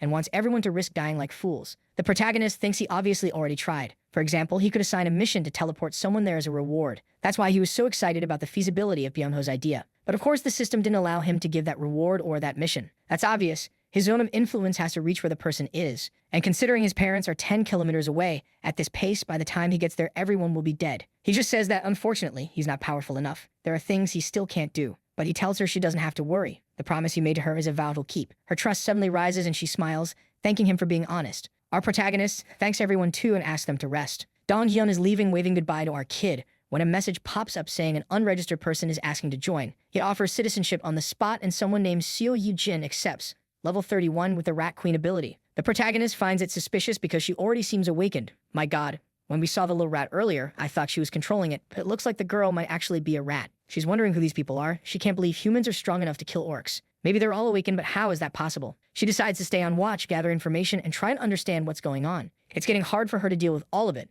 but her abilities should be enough to get what she wants, so she chooses to observe. That's when she starts walking around the protagonist's complex and reaches the building. What she sees makes her drop her jaw. There are a ton of kids playing a playground. Why are so many people in the same building? A bunch of mothers and everything. What kind of building is this? She has to learn more. She tries to enter and hits the barrier with her head. A message warns that entry is prohibited and asks if she wants to obtain citizenship. She gets all excited, squeak, squeak, squeak, obviously saying yes. The message won't change. She wonders if maybe it's impossible to become a citizen as a rat, but she gets it. She starts up, enters the building all happy. Of course, as soon as she's inside, everyone panics and wants to stomp the poor thing. Ratatouille transformed back now, for God's sake. She runs to the side and ends up in the gym room. Wow, that guy on the right is holding the floating weight. Magic. The kid doesn't even have his fingers around it. Now that's strength. Everyone's working out, the women all sweating and pushing themselves, and the rat girl's confused, wondering what the hell this place is. Back at the subway, it turns out she really was controlling the rat. Now there's a gothic girl with straight cut bangs who's excited, saying she's found a way to survive. The obvious problem is getting there. She's at Seongmaeon Station and the easiest route would be through the subway, but that monster in the middle of the way is the issue. On the other hand, if she has any chance, it's because of that. There's no place she can't reach. When she died, the protagonist received a notification that someone had hunted a domesticated rat. He gets 1,400 XP and then sees that the Rat Queen had an A-rank skill. When a rat is tamed by her, she can take control and also share all its senses. The protagonist realizes that apparently it wasn't exactly her there. He used Absolute Eye to try to find her, but no matter where he looks, he can't see anyone. Then he gets an idea. He posts a mission offering a Coke and a chocolate bar if she visits him within 48 hours. But he has a more creative plan. Remembering Yeonjong asking why he couldn't bring family members, he understood it's because they weren't in his influence zone. On the other hand, anyone who was a citizen was inside the zone since he always received the experience from what they farmed. In other words, as long as someone was a citizen, he was always connected to that person. So he creates a mission for her to visit the apartment within 10 seconds. The reward is the chocolate bar and the failure condition is that she gets summoned to that place. Fortunately, the mission succeeds. He's impressed that you can actually use failure conditions to make things happen the way he wants. The good part is that if this works like that, he could, for example, turn his parents into citizens and bring them here that way. All he'd need to do is create an outpost and the plan would be perfect. He's going to send Dong-hyun's group to set up a citizenship base for his whole family and bring everyone over to be happy. Oh boy, you're dreaming. He's sure he's either going to find everyone dead or maybe save one or two at best. The question is, how much is all this going to cost? He decides to run a test and issues the mission. The seconds start counting down and he prays it's under 1 billion. Seo Ye-jin fails the quest and 31 million are spent. He breathes a sigh of relief. 30 million isn't that crazy. The straight cut bangs girl appears right in front of him. Unbelievable, she has the power to bring someone into the room whenever she wants in 10 seconds. Lucky bastard, life is easy for her. She wants to know who he is, and he explains that he was the one who granted citizenship, then pulls up the system's Coke gift, explaining that yes, they're at the top of that apartment and he saw her through the little rat. He apologizes for everything, knowing she must be surprised and offers a nice to meet you. His name is Jaehyun. She takes the items and thanks him, saying she was confused when that quest popped up. He tells her yes, he was the one who sent the quest to make her come there. She gets excited and admits she's shameless, already asking him to save other people. Please accept a whole group, she says. Her plan was to bring everyone, but it's tough given the distance. He asks how many people there are and she says 35. The protagonist is shocked. He didn't expect the girl to come with her whole family. He apologizes and says that would be difficult. She's confused and asks what he means. He explains that with his power, he can't bring that many people. She's pleading for help to save her mother, her little brother, everything, promising to do whatever he wants, but unfortunately, he'd have to grant citizenship. There isn't much else he can do. He's not going to spend that much money on those people. He thinks it over and remembers that he was able to grant citizenship even though she had only been present as a little rat. Maybe certain things could work that way. He's impressed that her trust level has already reached 37.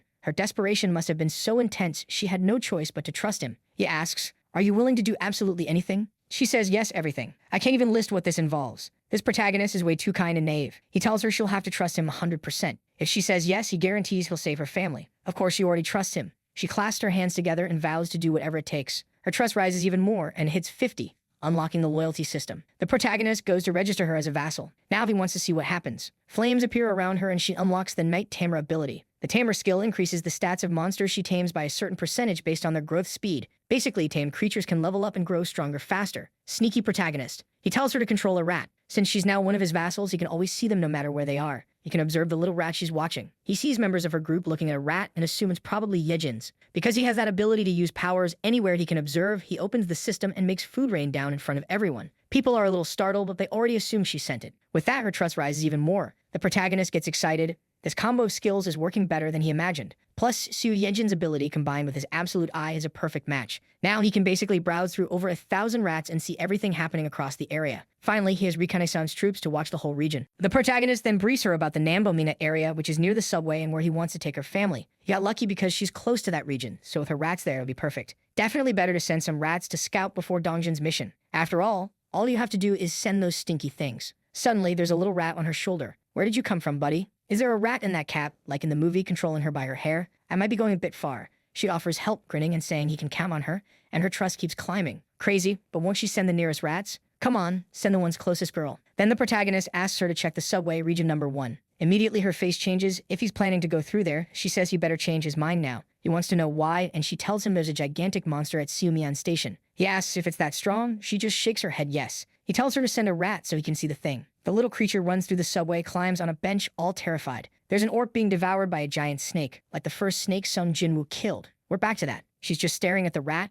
hiding, totally in shock. The rat gets discovered and goes in for a bite, but the rat is agile and dodges. Still, the poor rat might not get out alive. The protagonist is now certain. That thing is definitely above level 40. Hiren says they should avoid using Siumian Station. How about heading to Apyeongmingu Station or somewhere else? She's already seen how skilled his group is, so in other parts of the city they'd succeed. The protagonist thinks she's not wrong. It does sound like the best plan. He tells her she can go live in Unit 2701 from now on. Also, she just needs to clean up a bit. She thanks him and says she's heading there. He asks her to rest well. The protagonist thinks that if he were in her situation, he'd probably come up with a similar plan. That was before they met, though. Here comes the system notice. He can install solar panels now. The items start appearing on the building, and he sees the energy generated is decent, but nowhere near enough to support 800 people. To keep expanding, he needs more people working, not resting, and new things that people can use so he can earn money and they can level up. But now it's time to get back to basics. Time to go hunting. Dongjin's group runs through the stations, desperate, until they turn and shout that the creatures are coming. Everybody changes stance, gets ready, and a horde of mutant bats comes at them from behind. A rain of arrows flies at the beasts.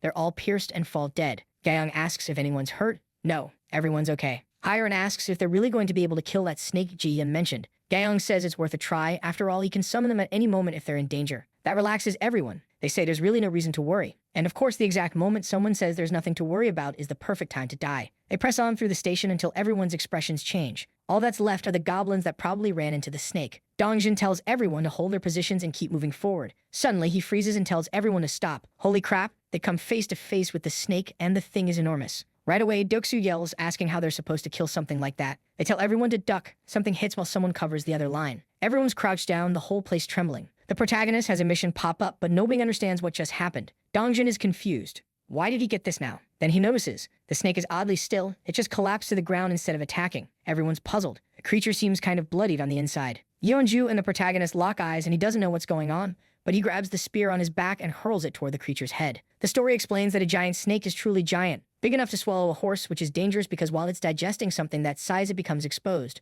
On the other hand, because it's so huge, if a tiny creature, like a little rat, were to jump into its mouth, it wouldn't feel any difference. The snake swallows the rat without a second thought. What it didn't expect to happen next was this. With the rat inside, the protagonist commands the storage to open, and inside the snake, a bunch of poisonous gas and burning paper are released. That creates a chemical reaction in its belly that explodes it from the inside out. Poor rat, it's gone. But it was worth it. Thanks. Yejin is in pain but says she's okay, just shocked. The protagonist praises her, saying it was perfect, because he doesn't want to be the one who actually kills the creature. The vassals should do the killing so they can complete the missions and earn the money and experience themselves. Before Dongjun threw the spear, he'd given the mission to him and Yeonju to hunt the beast. He hits it right in the head. At the same moment, she partially transforms, charges in as a bear, and finishes it off with a powerful blow under the neck. The creature explodes and blood rains down. They defeat the Snake King, level 40, and gain a massive amount of experience. 1.8 billion won is deposited into the protagonist's wallet. Dongjun and Yeonju complete the mission, and everyone earns a huge boost in skill levels. The protagonist's house jumps straight to level 15. He gets 3 more points. The region expands massively, and of course he finds new people who can be registered as citizens, more than 200 in total. He orders citizenship granted and reaches 1,000 citizens. That unlocks the chance to obtain tiered abilities. The skills and the money gained from citizens are increased by another 100%. And to be clear, that increase isn't what the citizens themselves earn, it's what he takes from them. So even if he sets the share he takes from people to 0%, he still gets that extra 100% separately. So Jun walks up to Jaehyun and asks if he can now bring her family into his domain. Jaehyun thinks about it for a second, then smiles and says, yeah, sure. As he said, Jun is practically jumping with joy, thanking him left and right. Then he asks her if she can still control the rats, and she's like, yeah, absolutely. Cut to her little rat running around somewhere new, and it bumps right into Dong's group. What these guys see is just brutal man. Hundreds of dead orcs everywhere, half of them eaten. Jun's rat is running around trying to get their attention, like it's trying to tell them to follow it. Dongjin's standing there confused, wondering if this is another one of Jaehyun's weird abilities. The group decides to follow the rat anyway. Back at base, Jaehyun turns off his pervy eyes and goes back to his room. It's time to level up. He's got 3 skill points, sitting there, and with the territory getting bigger, he figures the smart move is to pump up his pervy eyes even more. But the second he upgrades it, this sharp pain just hits his head. Poor guy's probably regretting that decision right about now. Meanwhile, Dong's group runs into a horde of goblins, but Jaehyun can actually see their stats now. These aren't your typical dumb goblins either. They're level 8, they move in groups, they got spears and clubs, and they're quick and can see perfectly fine in these dark tunnels. Jaehyun's watching this, thinking this vision ability would be perfect for scouting. He's already planning to hunt some goblins to try and get this power for himself. Plus, he's still trying to figure out how to make resurrection cheaper. His solution is to give everyone else more quests so they can level up on their own instead of him having to spend resources bringing them back every time they die. The next thing he does is upgrade his dignity maintenance skill, because when you're running a growing community, you have to keep people happy and loyal. The moment he puts that skill point in, Jaehyun hears the gunshot and his face gets all serious. He realizes it's not coming from the building but from underground. Cut to the scene, and what we see is absolutely wild goblins just casually holding guns wearing jackets. The goblins start shooting and Dongjin's yelling for everyone to get down. Bullets are flying everywhere and these guys know they're screwed in a straight gunfight. Yeonju's wondering how these goblins even got guns in the first place, but he doesn't have time to think about it. Jongho teleports right behind them and starts slicing through these goblins. One goblin tries to aim its pistol but gets an arrow straight through the hand. Gong and Deoksu jump in and Yanju goes full beast mode. With their combined effort, they take care of these goblins almost effortlessly. Then Jaehyun gets this system message saying guns are now available in his store with unlimited ammo. This is huge, like game-changing huge. But he immediately sees the problem. He can't just hand out guns to everyone. People would get all excited about monster hunting, but not everyone can be trusted with that kind of power. Up until now, he's been accepting pretty much anyone as a citizen, thinking he can handle troublemakers. But guns change everything. They give instant deadly power, and if the wrong person gets hold of one, things could go south real fast. Envy, jealousy, resentment, all those normal human emotions could turn deadly real quick. So Jaehyun decides only the most loyal and trustworthy people get guns, and he already knows exactly who should get the first one. Down in the tunnels, Dong's group finished off all the goblins when suddenly this mysterious box with a gun appeared right in front of Jono. The guy takes it like he's receiving a holy relic, silently thanking his god Jaehyun. They keep moving with the rat leading them until they reach a door. Dongjin opens it and finds a bunch of terrified people inside. Meanwhile, Jaehyun's taking a peaceful walk outside with Yejin when he gets an alert someone's trying to enter his domain. Then another notification pops up saying someone qualified for citizenship is nearby. He approves it without hesitation. Yeah, Jin's sister shows up and starts teasing her about smelling good, asking if she showered. Yeah, Jin's laughing, saying she's got hot water now. Jaehyun watches their happy reunion from a distance. He calls out to Yejin, saying apartment 2701 is hers, but it might get crowded if she wants to fit more than 30 people. Seeing her worry, he tells her he'll give her 3 more rooms because she deserves it. The girl's over the moon, thanking him and promising to work her ass off. Jaehyun gets another notification that Yejin's loyalty went up, along with a bunch of other people's trust levels. Then he remembers he leveled up earlier and forgot to check his rewards. He sees this new feature called Guardian Beast Management System and opens it. The cost to unlock it? 1 billion. He almost faints looking at that number. Then this gentle voice interrupts, asking if he has a moment to talk. It's Hyren, the youngest from Dong's group, and she looks nervous as hell. She says she has something important to discuss, so he invites her to sit down. Hyren apologizes, her voice shaking, and asks to leave the group. And Jaehyun's just standing there like, what the hell did you just say? Hyren starts telling him she feels completely useless, like no one would even notice if she just vanished. Jaehyun encourages her to keep talking and she just breaks down crying. She told him how she is scared of running into that snake. She is now terrified of orcs and even of goblins. She told him that she feels worthless and told him that she doesn't want to be a part of the hunting team anymore. She adds that she knows how selfish what she is saying is when Jaehyun is always saving her. And honestly, our boy isn't surprised. He had seen this coming. He is thinking how all the missions they are doing lately are dangerous and one could get killed if they are careless. Plus, Hyren doesn't have much to offer to the team. He knows that her poison mist ability is dangerous and could harm her own friends if used incorrectly. But instead of dismissing her, he tells her the timing's actually perfect because he needs someone he can trust to help him out. Davin's been taking care of all the injured people and he's exhausted and has been asking for help. Jaehyun tells Hyren he needs someone honest and compassionate, and she's exactly the right person. He reminds her that nobody's useless if they keep trying and that poison mist ability is unique. One day it's going to be really important. If she can't fight outside, she can help inside. Then Jaehyun does something that catches her completely off guard. He bows deeply to her. She's shocked and touched and starts smiling. The system shows her loyalty just shot up to 100. She wipes her tears and promises to do her best. Jaehyun smiles back, saying he's counting on her. After that, he opens up his system window, and he's looking at this new feature that costs 1 billion. He is staring at it, thinking to himself if he should open it or not. In the end, he says screw it and clicks yes. As he did, a golden magic circle appeared with this golden crystal egg in the center that started cracking. The light is so bright he has to close his eyes. When it's gone, there's this small, adorable black bird. He uses his omniscient eyes and sees it's a 3-legged divine raven at level 1. It's got solar energy, but it's just a baby that needs protection and sunlight to grow. He wonders what to call it, and in the end names it Blackie. The bird's flapping its wings all excited, but then keeps going, and Jaehyun realizes it's hungry. He gives it a bag of chips, and the little thing eats it happily before falling asleep like a lazy cat. Then he gets an alert: Blackie leveled up, and the solar generator efficiency went up by 100%. He remembers each generator makes about 80,000 to 100,000 per day. With Blackie's boost, that jumps to around 900,000 per day. So he decides to install solar generators in the 10 new buildings and starts a 24-hour countdown. Satisfied with how things are going, Jaehyun heads to apartment 3001. As soon as Fatty opens the door, Jaehyun greets him and says he wants to give him the responsibility of managing his money. That's quite a promotion from whatever Fatty was doing before. Jaehyun tells Fatty his plan, and the guy just freezes up completely. We get a flashback where Jaehyun's thinking about his tax collection ability. If he gives someone else's money to hold, he gets 10% profit per month from it. He picked Fatty because the guy's got high trust and loyalty scores. Back to the present, and Fatty's in shock. This guy Choi Hyung-jun has 89 trust and 98 loyalty. Jaehyun feels confident about his choice. Without saying anything else, Jaehyun just transfers 1 billion to Fatty's wallet. The system confirms it went through. The quest costs 100 million plus fees, but it's worth it. Fatty's trust goes up and his loyalty hits 100. Since Fatty's already a vassal, Jaehyun's maximum number of vassals increases too. Fatty asks if he should just keep the money without touching it. Jaehyun sees his loyalty is perfect, so he tells him he can use a little if he needs to. Fatty's happy and thanks him. Then Davin shows up asking if she can pick anyone for her new team. Jaehyun says yeah, she'd include Yurin. Since Davin's going to be team leader, he decides she gets double pay. And man, as he said that, this girl is having a Nami-level reaction. She thanks him, grabs Yuhirin, and runs off to work all excited. Once everyone's gone, Jaehyun takes a deep breath. Time for a serious conversation he's been dreading. He heads to apartment 2109 where Hedong's group is staying. He gathers the team and explains how, thanks to the snake that they killed at Somian Station, the surrounding area has been wiped clean of the monsters. No monsters on the streets or subway tracks near the station. He says that it's time for them to act, otherwise monsters will start swarming in. While he's talking to them, Jaehyun remembers Yurin's outburst from before. That moment really affected him, reminding him these people are literally risking their lives for him. It's heavy stuff to carry on your shoulders. Thanks to Yejin's rats, they found out about the threat at Somian Station early. If they discovered it late, everyone would be dead. Getting ahead of it gives them an advantage.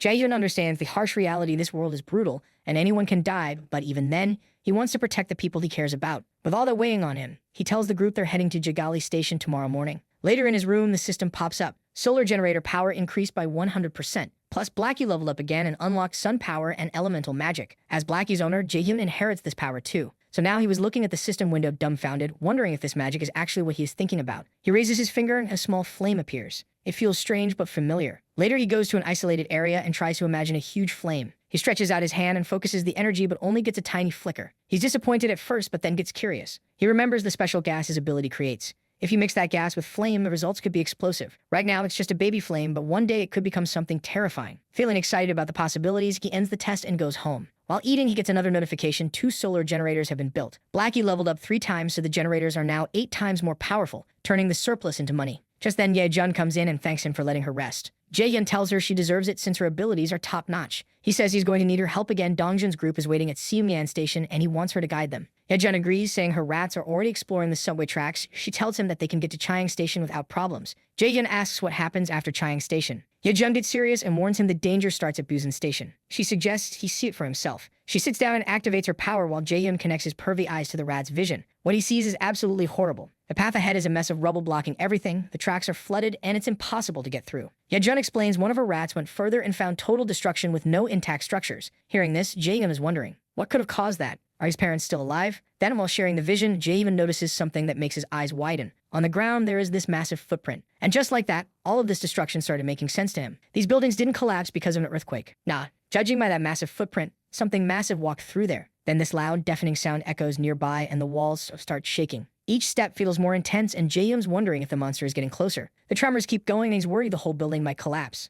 Another quake hits and he asks Yenjin if she's okay. She says she's fine but wants to know what's causing all this. Suddenly, someone's calling urgently from the elevator. Jaehyun and Yejin run out and see Fatty in full panic mode. Jaehyun asks what's happening, but Fatty just gestures for them to follow him. The feeling of dread is getting worse as they all follow Fatty to his room. What they see through the window is a 60-meter tight and casually demolishing buildings like they're made of paper. It's a giant cyclops with one red eye. Jaden mutters that his bad feelings always come true. He's watching helplessly as this Cyclops destroys everything in its path and keeps advancing. Fatty and everyone else are panicking. Even Jaehyun feels real fear creeping in. Watching that thing demolish everything, he thinks to himself, can I actually defeat something like that? Can I protect everyone? He's close to breaking down when Yeonju steps forward with this determined look. She told him to leave everything to her. Jaehyun sees the focus and determination in her eyes and believes in her courage. The system pops up with a new quest: defeat the Cyclops in 24 hours. The reward is 1 day of resurrection for Yeonju's son. The punishment is a day of pain. Jaehyun doesn't waste any time and starts giving out assignments. Team 1 is Yeonju, Donghyun, Dae Jaeyoung, and Dongjin. Team 2 is Gong, Baehyung-ho, and Kim Ji-yan. Team 3 is just him and Yejin. He'll guard the area while the others go to their positions. He tells everyone he's counting on their strength and courage. After everyone follows orders, Hiren comes up and warns him that residents with military experience have gathered at the gate,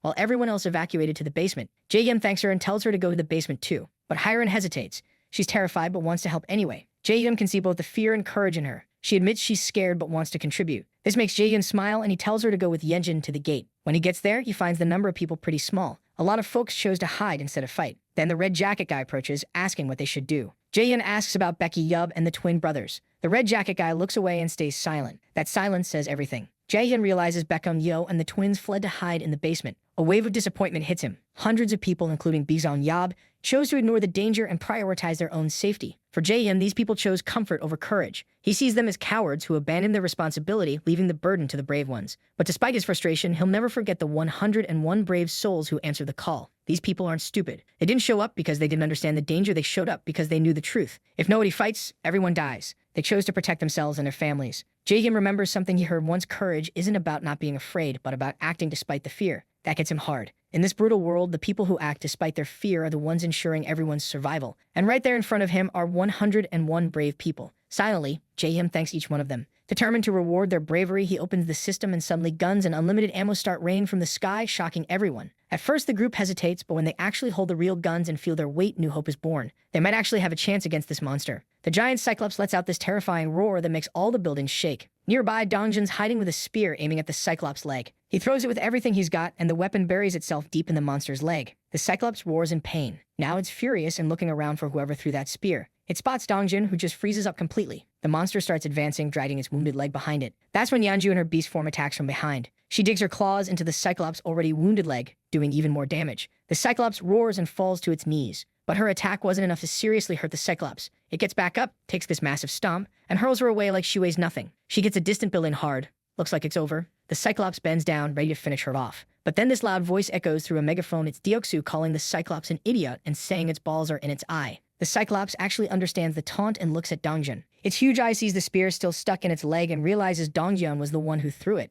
Now it's really pissed and starts running towards Deoksu, all ready to crush him beneath its feet. Seeing that damn thing running towards him, our boy is terrified. He knows this thing is coming to kill him, so he turns and runs like his life depends on it. From far away, Jaehyun was watching it all through his pervy eyes. With his ability, he turned and told the others that the plan worked and the Cyclops was heading for the trap. He signals everyone to get ready. Dongjin runs to the barrier with the Cyclops pursuing him with these slow but heavy steps. Deoksu collapses exhausted inside the barrier and the Cyclops reaches the limit. Jaehyun gives the signal and Blackie flies toward the Cyclops, pecking and attacking its eye. The Cyclops closes its eye in annoyance and pain. Taking advantage of the distraction, Gong shoots an arrow. The Cyclops tries to defend, but the arrow goes through its hand and hits the closed eye. In the chaos, Jungho teleports above the monster and throws several rats into the Cyclops' open mouth. The plan's working perfectly. As the next phase begins, Jaehyun summons explosive gas inside the Cyclops' body. He raises his hands and activates Sunfire magic. A colossal explosion happens inside the Cyclops and black smoke covers the sky. When the smoke clears, the Cyclops appears severely burned and lifeless, leaning against the barrier.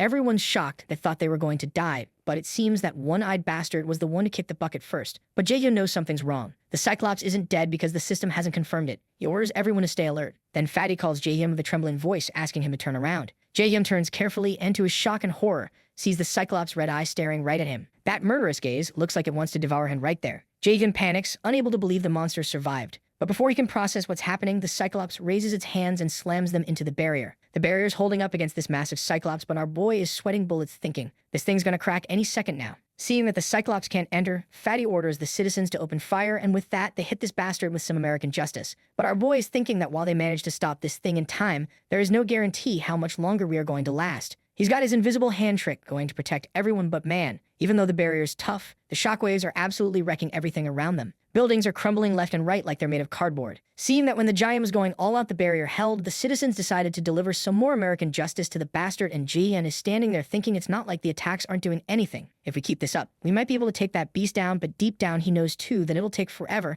and he needs someone who can deal massive damage. Just then a spear flies in, hitting that bastard in the chest. Our boy turns and sees that Yanju and the crew join the party too. He summons a crazy amount of spears, and the gang starts hitting the Cyclops relentlessly. One spear comes flying in after the other. But here's the thing, folks, they're basically throwing pebbles at Godzilla. Every hit just makes this monster even more pissed off. Right when things are looking hopeless and everyone's probably thinking, well, this is how we die, the system pops up with a notification. The solar generators hit 100%, and with that it's now possible for Blackie to borrow the power of the sun for a brief moment of time. And Blackie is all ready to throw hands with this bastard. So he's like, screw it, what else are we going to do? And gives Blackie the green light. Suddenly, there's this bright yellow ball forming in the sky that looks like someone shrunk the sun and stuck it up there. Jaehyun takes one look at his energy bill and nearly has a heart attack. 300 million units just got eaten up for one attack. Then boom, explosion time. Blackie emerges from Jaehyun's room looking like she just got the ultimate makeover. 3 eyes, massive feathers, basically turned into this majestic black phoenix that would make Game of Thrones dragons jealous. She opens that beak, charges up all that solar energy like she's about to fire a Kamehameha wave,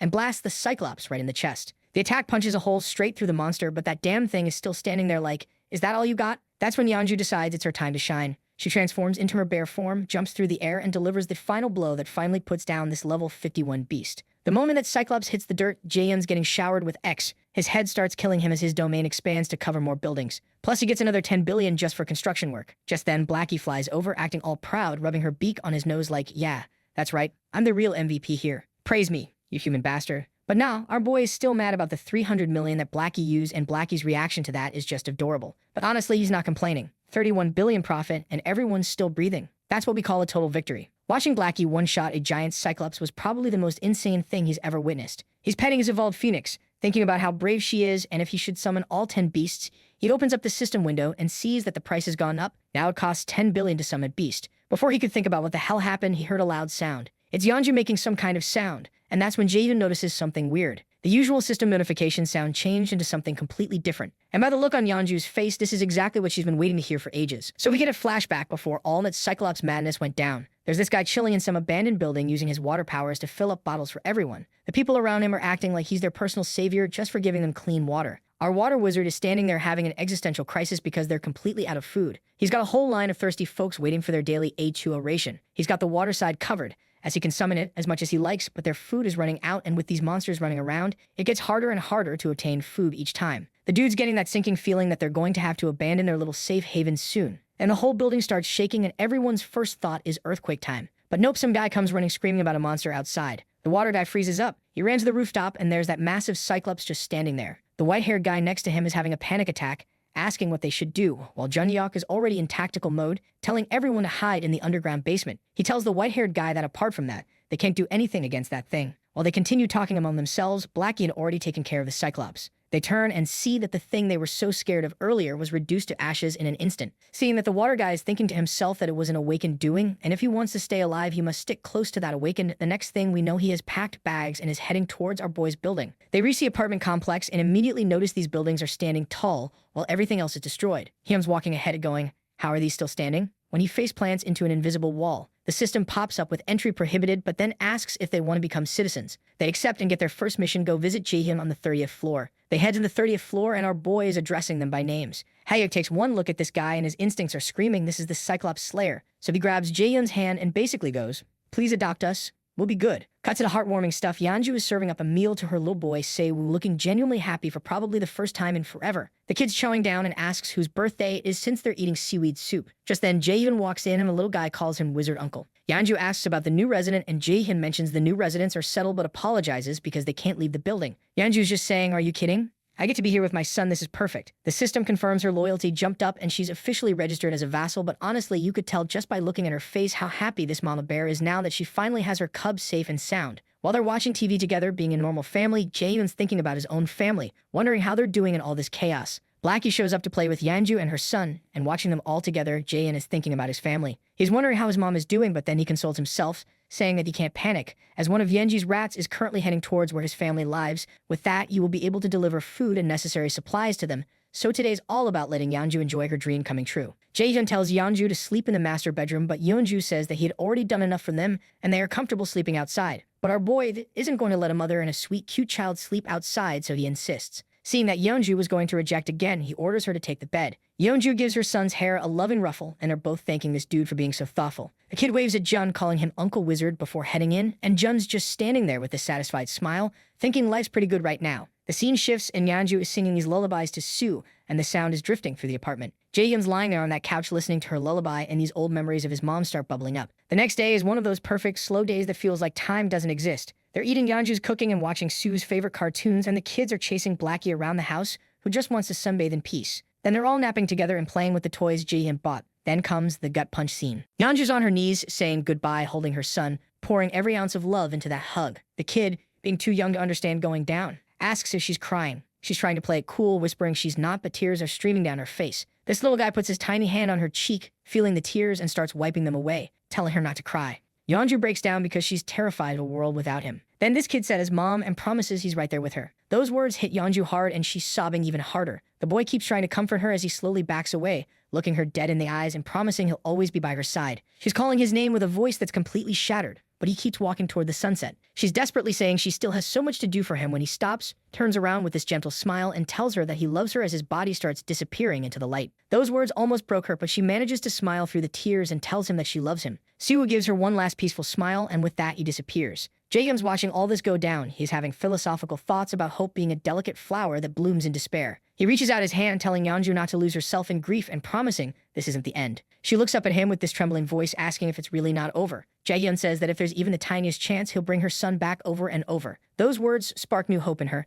and then the system notification pops up saying Yeonju's trust level hit 100% and she gained some ancient vitality. Then we cut to the red-haired bastard who's absolutely losing his mind, screaming with rage. The twins are telling him all his carefully saved gear, standard spear, orc spear, all his money just vanished into thin air. This dude's confused as hell, asking about his brother's stuff. Brother explains that when he woke up, everything was gone without warning. Then the other twin chimes in too, saying that lots of other people lost their items too, and all of them have one thing in common, and that is that they chose to run away during the summoning. The elder one sighs and says that he should have gone to fight the monster. Hearing this, the red-haired guy immediately grabs him by the collar, saying, "Are you trying to blame me for this mess?" He screams, saying that he hadn't forced them, saying that they were the ones that didn't want to follow Jaehyun's orders. The elder one apologizes, so Red Hair finally lets go of his shirt, and then he starts wondering if they had been kicked out. He remembers how it had already happened once when some creep tried to mess with an underage girl. That guy got expelled and was found dead on the streets the very next day. Now, this bastard realized that he messed up because after the giant subjugation, the rest of the survivors had started gathering at their apartment complex, and among them there are probably plenty of people who'd love to see him get kicked out. He's consumed with hatred, picturing Baek Sungmin and imagining how happy that guy must have been getting a weapon. Dude scratching his head, completely lost about how everything went to hell. Meanwhile, Jaehyun's watching everything go down, thinking this is just the beginning of the punishment. Then his system window appears behind Red Hair with a new mission that catches him completely off guard. Hunt 20 goblins in 24 hours or suffer 1 minute of extreme pain. Now about Yeonju's new ability, this ancient vitality thing. It's basically this super rare power that makes you heal crazy fast, and the worse your injuries are, the faster it works. And thanks to hitting 100 trust points with Yeonju, Jaehyun's got it too now, and he's trying to wrap his head around what just happened. But then he realizes this power won't be super useful right now since he's not the one doing the fighting. Even if he leaves the building, chances of getting seriously hurt are pretty much zero. Still, the fact that such a powerful skill comes from reaching 100 trust points is definitely worth remembering. His thoughts drift to Bongho, who's also getting close to that 100 point mark. If Bongho hits 100 trust and Jaehyun gets his ability instant teleportation to anywhere he can see, then things get really interesting. He starts imagining using this teleportation with his absolute one-eye skill, plus maybe an outpost base. The system shows him info about this outpost. It's basically a safe zone you can set up outside house. As long as someone with night rank or higher is inside, it gives you the city's protection temporarily. But if enemies stay there more than a day, the whole thing gets destroyed. Jaehyun figures that as long as his mental strength can handle it, he'd be able to travel to the advanced base.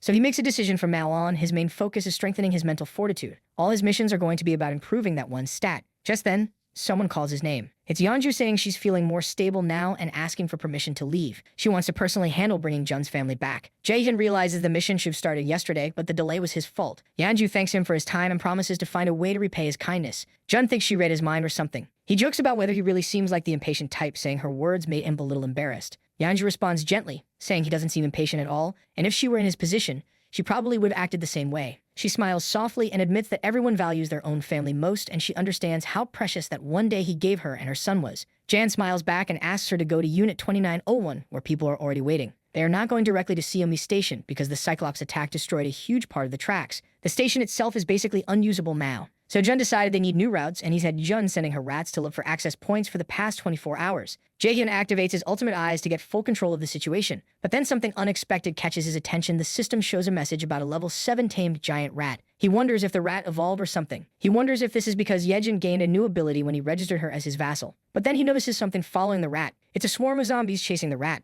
This scene even takes our boy by surprise. Meanwhile, the rat is doing all he can. He picks up the pace and dashes forward at high speed, trying to escape the zombies chasing him. But then, in a completely unexpected move, the rat suddenly stops. It turns to face the enemies and growls aggressively at them. The zombies surround the rat from every angle, blocking any escape route. But even faced with all this danger, the rat stands its ground, refusing to back down even a step. Jaehyun's watching from a distance, thinking the rat's going to die for no reason. He considers causing a gas explosion to take the zombies down with it. But then he sees that the little guy was in no mood to give up. It charges forward with its crazy speed, dodging one zombie after the other, and within a moment the rat was out of danger, and Jaehyun is giving the guy a thumbs up, thinking how this dude is awesome. The rat then starts heading towards the exit, and there were only a few steps left. Now finally the little dude was out, and our boy is sighing in relief. But he didn't know that there was a freaking shark waiting outside for him. And Jaehyun is like, what the hell? Since when did snakes start eating rats? But who cares about the logic because the shark is already charging our little friend, and sadly it wasn't able to dodge it in time. Jaehyun feels this intense pain in his head as a result and is now cursing the shark. He is thinking, was that really a land shark? But on the plus side, he had confirmed the location. That damn thing was lurking somewhere around the Nampo station. And the bad news is that it's only a few kilometers from his parents' house. He is thinking that if there is one monster, then there will surely be more, and if he wants to save his parents, he'll have to hurry. The scene shifts to Davin, who's crouched down sorting through boxes just then. Someone calls out to her. She turns and finds that it's Jaehyun arriving and thanking her for all her hard work. Davin smiles and says she didn't think it was hard work, especially since she's getting paid for it. She asks what the new problem is this time. Jaehyun looks a little uncomfortable, looking away as he tries to figure out the best way to explain the situation. Sensing his hesitation, Davin becomes concerned. This girl is getting all sorts of thoughts in her head. She wonders what our boy is about and asks. Jaehyun then awkwardly asks her if he can borrow Heron for a couple of minutes, and Davin is standing there dumbfounded. The fact that she'll have to handle everything alone absolutely terrifies her. She asks Keon if he is kidding. Our boy just smiles and tells her that she'll have to handle things alone for a while. She then asks him if he is at least going to pay her overtime for it, and our boy smiles and tells her that she sure is getting paid for it, and it's double her usual pay. Davin once again gives the Nami-level reaction as she hears double pay. So somewhere else, this thick green mist released by the system completely covers Yeren's body. Then we cut to everyone sitting around a table with all eyes on Jaehyun as he's about to start the mission briefing. Jaehyun explains that thanks to that Cyclops, getting through Kamoyan Station has become way more difficult. He says it would be a shame to completely abandon the subway line. Yajin jumps in to explain that the section between Kamoyan Station and Bayamnagal through Doryang Station is still perfectly fine. No monsters along that route, so they can cross without much worry. She puts a piece of paper on the table showing their first main goal, secure the route to Bayamagal Station. The guy with 4 eyes is thinking the best way through would be to fly over it, when suddenly Duxu interrupts just to compliment Yajin on her amazing map drawing skills. Jaehyun cuts through that and brings everyone back on track. He restates Yajin's explanation and points to a specific area on the map, warning they need to be extremely careful before reaching their destination. About 500 orcs are currently active near a large supermarket complex. Dongjin immediately asks if they'll have to fight the orcs directly. Yajin responds clearly that fighting orcs isn't part of the plan. They just need to get to Bayamagal Station and use the underground subway line. She's found a route with no orcs at all, just a few lower-level monsters that need clearing. Jaehyun remembers how much he invested before this mission to make sure almost everyone in the group reached at least level 30. Only Fatty and Heron aren't quite there yet, but he figures that should be more than enough against goblins. He continues explaining they should get to Koryang Station without significant problems. But then he points out the real obstacle is Busan Station. This area is filled with a huge swarm of zombies, and unless someone in the group has an ability to wipe out monsters in extremely tight spaces, using that route would be seriously dangerous. Everyone's stunned by this news, especially Heron. She focuses, finds her courage. With trembling hands, she says she thinks her ability might be able to help in this situation. Then we cut to Heron making her preparation for the fight. She has 100 kilograms of poison mist ready in her storage for the fight. After packing her stuff, she turns back to where Jaehyun and Yajin are waiting for her. Jaehyun asks her how she is doing, wanting to know if she is ready for the fight. She says even though she felt completely drained at the beginning, she's doing all right now. She says that she suddenly felt this surge of strength. And folks, it's all thanks to our boy who knew that Heron was looking tired, so he secretly leveled her up. It wasn't cheap, but the investment is worth it. But even after all this, she is still unsure. Heron asks Jaehyun if he's really sure it's okay for her not to go in person. He tells her that it would be okay for her to stay here and produce poison mist, which would be more than enough. With preparations complete, Jae-hyun activates his ultimate eyes, ready to commit some zombie genocide. The scene cuts to a bunch of ugly-ass zombies doing typical zombie stuff when something grabs their attention. They all turn together and spot Yajin's rat charging at them full speed. Jae-hyun follows their plan and opens his inventory to release thick green poison mist that spreads over the zombie crowd. The rat dashes forward, weaving through the bodies, while Heron's poison targets muscles and causes paralysis.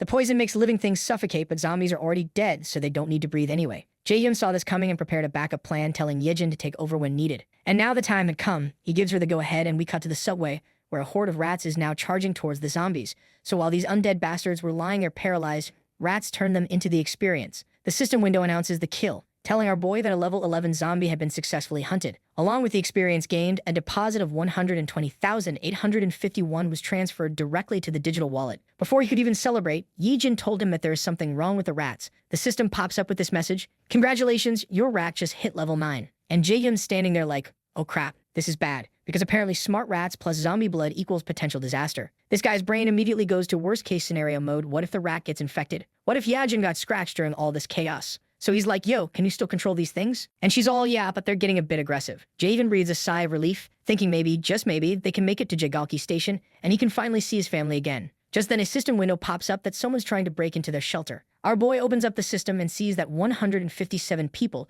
just show up asking for citizenship. With about 2 seconds to think, he says screw it and accepts. Next thing he knows, he unlocks some shiny new economic activity subsidy power. Looking at the system window, he smiles and says that it could turn out to be something good. The system flashed with another update, announcing that citizens' salaries would now be handled automatically. The amount each person earned would depend entirely on their official title or position in the community. These wages would come from a separate fund, not from Jaehyun's personal wallet, and would be based purely on each citizen's assigned role. Reading through the details, Jaehyun realized this was the perfect opportunity he'd been waiting for. He could finally give official titles to Dabin and her entire team managing the public facilities. The math worked out nicely too. A weekly salary of 700,000 won matched perfectly with a daily wage of 100,000, keeping the accounting straightforward. He tapped the system screen, muttering that manual payments were now a thing of the past. Before this update, paying people directly meant losing out on tax reductions, but that problem was solved. At this rate, they'd need to expand the public facilities department fast. The money flowing through the Economic Activity Support Fund was basically free resources from the system. And it wasn't pocket change either. Even the 100,000 won paid to each employee added up quickly. Running the numbers in his head, 300 workers on payroll meant 30 million won daily. If they filled every position from basic workers to general managers,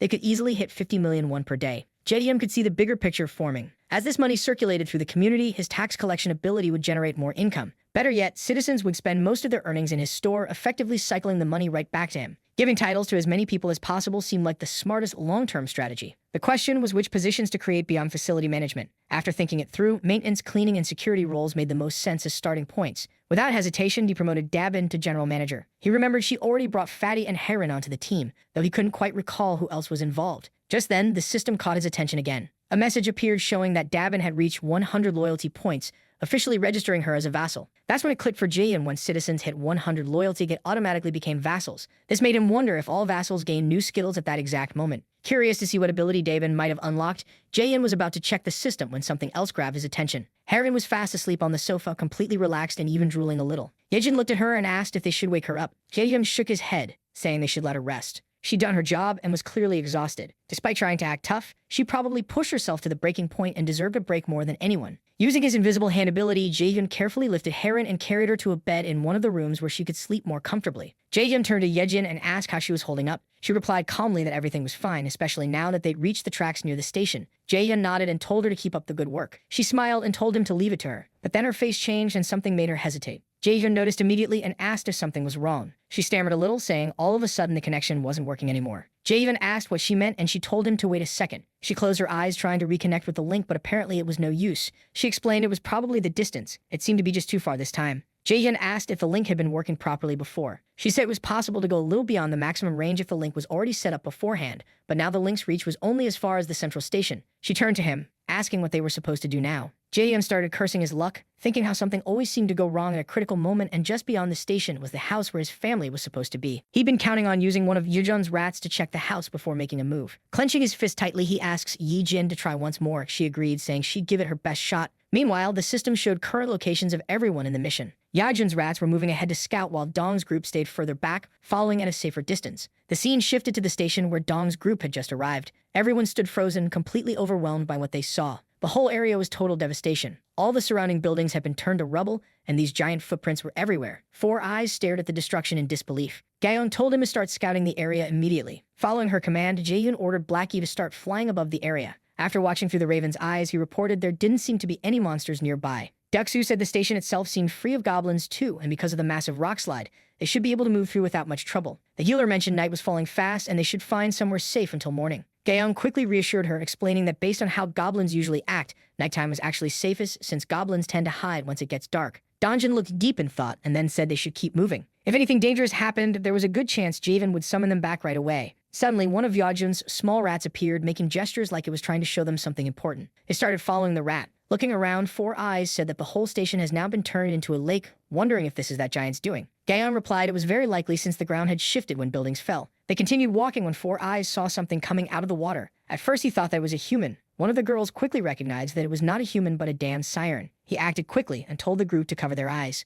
So everyone's scrambling to cover their ears because this siren is absolutely destroying their eardrums with the most bone-rattling scream you've ever heard. Our boy Deoksu's already looking like he's about to pass out, arms shaking as he's trying to keep his hands pressed against his head. Meanwhile, Yeonju's standing there completely lost, asking what the hell is even happening right now. But then things get really weird. Deoksu realizes with pure horror that his body's moving on its own like he's some kind of puppet. Both he and Yeonju start getting dragged toward the lake against their will. When Yeonju gets that freezing water, reality smacks her hard. She knows they're in deep trouble. That's when these nasty fangs shoot out of the water straight at her feet. The girl's survival instincts kick in and she tries to swim up, but these underwater bastards grab her legs and yank her right back down. Back on the surface, Dongjin and the crew are still getting their brains scrambled by that siren's scream. Everyone looks like they're about to collapse when the healer closes her eyes and pulls off this clutch move. She wraps the whole group in this glowing magical armor that actually lets them think straight again. Dongjin's like, "What did you do? I can actually function now," and Four Eyes asks what kind of power the healer even has. But she's begging them to hurry up and save Deoksu and Yeonju before it's game over. Then these blue creatures start crawling out of the lake and everyone's thinking the same thing. What are those bastards? Before anyone can come up with an answer, these things launch themselves through the air with zero chill. Dongjin raises his steel rod, ready to throw down, and manages to knock one of them back. An arrow finishes the job, but that's just one down with the whole army still coming. Gaeon's getting frustrated because these things just keep spawning. But then the Yeonju emerges from the depths carrying Deoksu.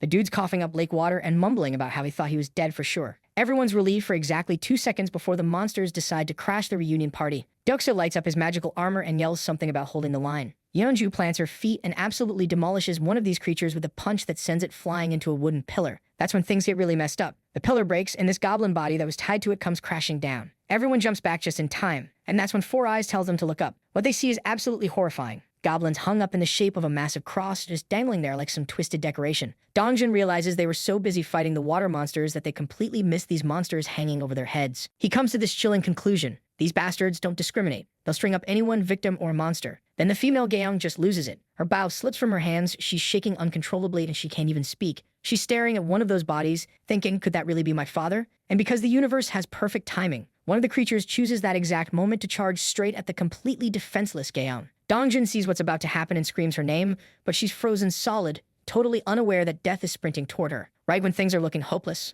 a gunshot rings out and saves the day. Bungo comes in clutch, nailing that creature midair. He immediately checks on Gaeong, asking if she's okay, and Dongjin praises his quick reflexes. But then they notice Gaeong is completely broken, just kneeling there with this 1,000-yard stare. That's when Four Eyes rushes over with some crucial intel. Turns out he's been using Blackie to get a bird's-eye view of the situation, and he figured out something huge. That ear-splitting siren scream isn't just torturing them. It's actually commanding the fish-faced bastards. Every time she opens her mouth, these creatures move. Four Eyes explains that if they can shut her up, the whole army will probably just scatter without their leader. Dongjin thinks it's worth a shot, but he's worried they won't get the chance with all these monsters swarming them. Deoksu steps up and says he's got this. Dude's got a plan and just needs everyone to open a path for him. The healer volunteers to stay back and protect the group while everyone else charges forward like absolute maniacs. They're cutting through creatures left and right, clearing the way for their boy. Dongjin yells for Deoksu to make his move, and our guy grips his halberd, takes aim, and hurls it straight at the siren with everything he's got. The weapon's flying through the air at crazy speed, but this siren's got reflexes. She dodges it like it's nothing. Everyone freezes in horror as they watch their one shot miss completely. The siren starts cackling like a maniac, and all her ugly minions are laughing too, making fun of Deoksu's epic fail. But here's the thing. Our boy Deoksu is just standing there with this calm smile, completely unfazed. He looks at Dongjin and asks if he's forgotten something important. Dongjin's confused as hell until it hits him. Deoksu drops this perfect one-liner. What's the best way to deal with a fish?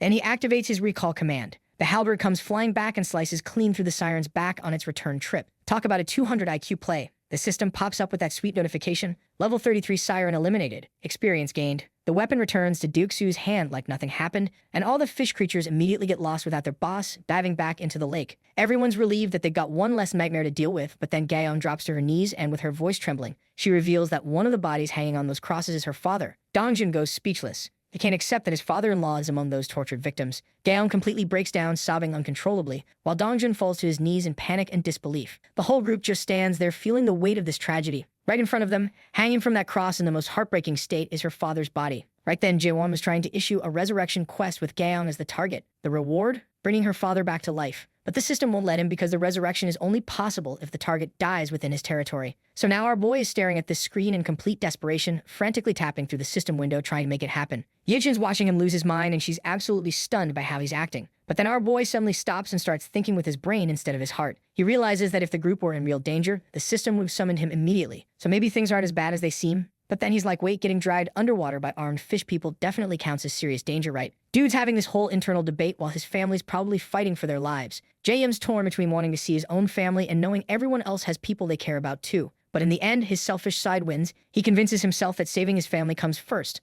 above everyone else. With shaking hands, he picks an option from the system. And what does he give them? A mission to build a grave. 1 hour time limit, tiny bit of experience, no punishment. Gaeon reads this and just breaks down even more, realizing there's no real hope from her father. Meanwhile, Jaehyun's watching all this through his ultimate eye ability, feeling like absolute garbage about his decision. The group builds the grave, and they're all standing there in this heavy, depressing silence. Dongjun asks Gaeon if she's really okay with this, and she says her father would wanted it this way. Turns out the old man was obsessed with his job and always said he wanted to be buried near railway tracks. She thought it was ridiculous as a kid, but now she's made his weird wish come true. She places this metal plate with his name on it, marking his final resting place. Jaehyun's watching from afar, getting hit with this terrifying thought that maybe one day this same pain will be his own. That fear makes him decide he needs to protect them no matter what, but to do that, he's going to need stronger people by his side. The scene switches to our own water magician who is busy turning goblins into experience points. The system pops up saying Jun-hook's loyalty hit 30 and he's now qualified to be a vassal. Our boy doesn't waste a single second and registers him immediately. A woman behind him points out that his body's glowing, and Jun-hook looks down at his hands in amazement. The system announces he hit level 40 and got the titles of 12th Bell Knight and Mage with 59 trust and 51 loyalty points. His awakened skills, water manipulation, then another mission appears and his mage abilities get a 100% boost. He gets 2 new skills, Water Bomb, a rank, which creates high-temperature compressed water explosions, and Water Control, S rank,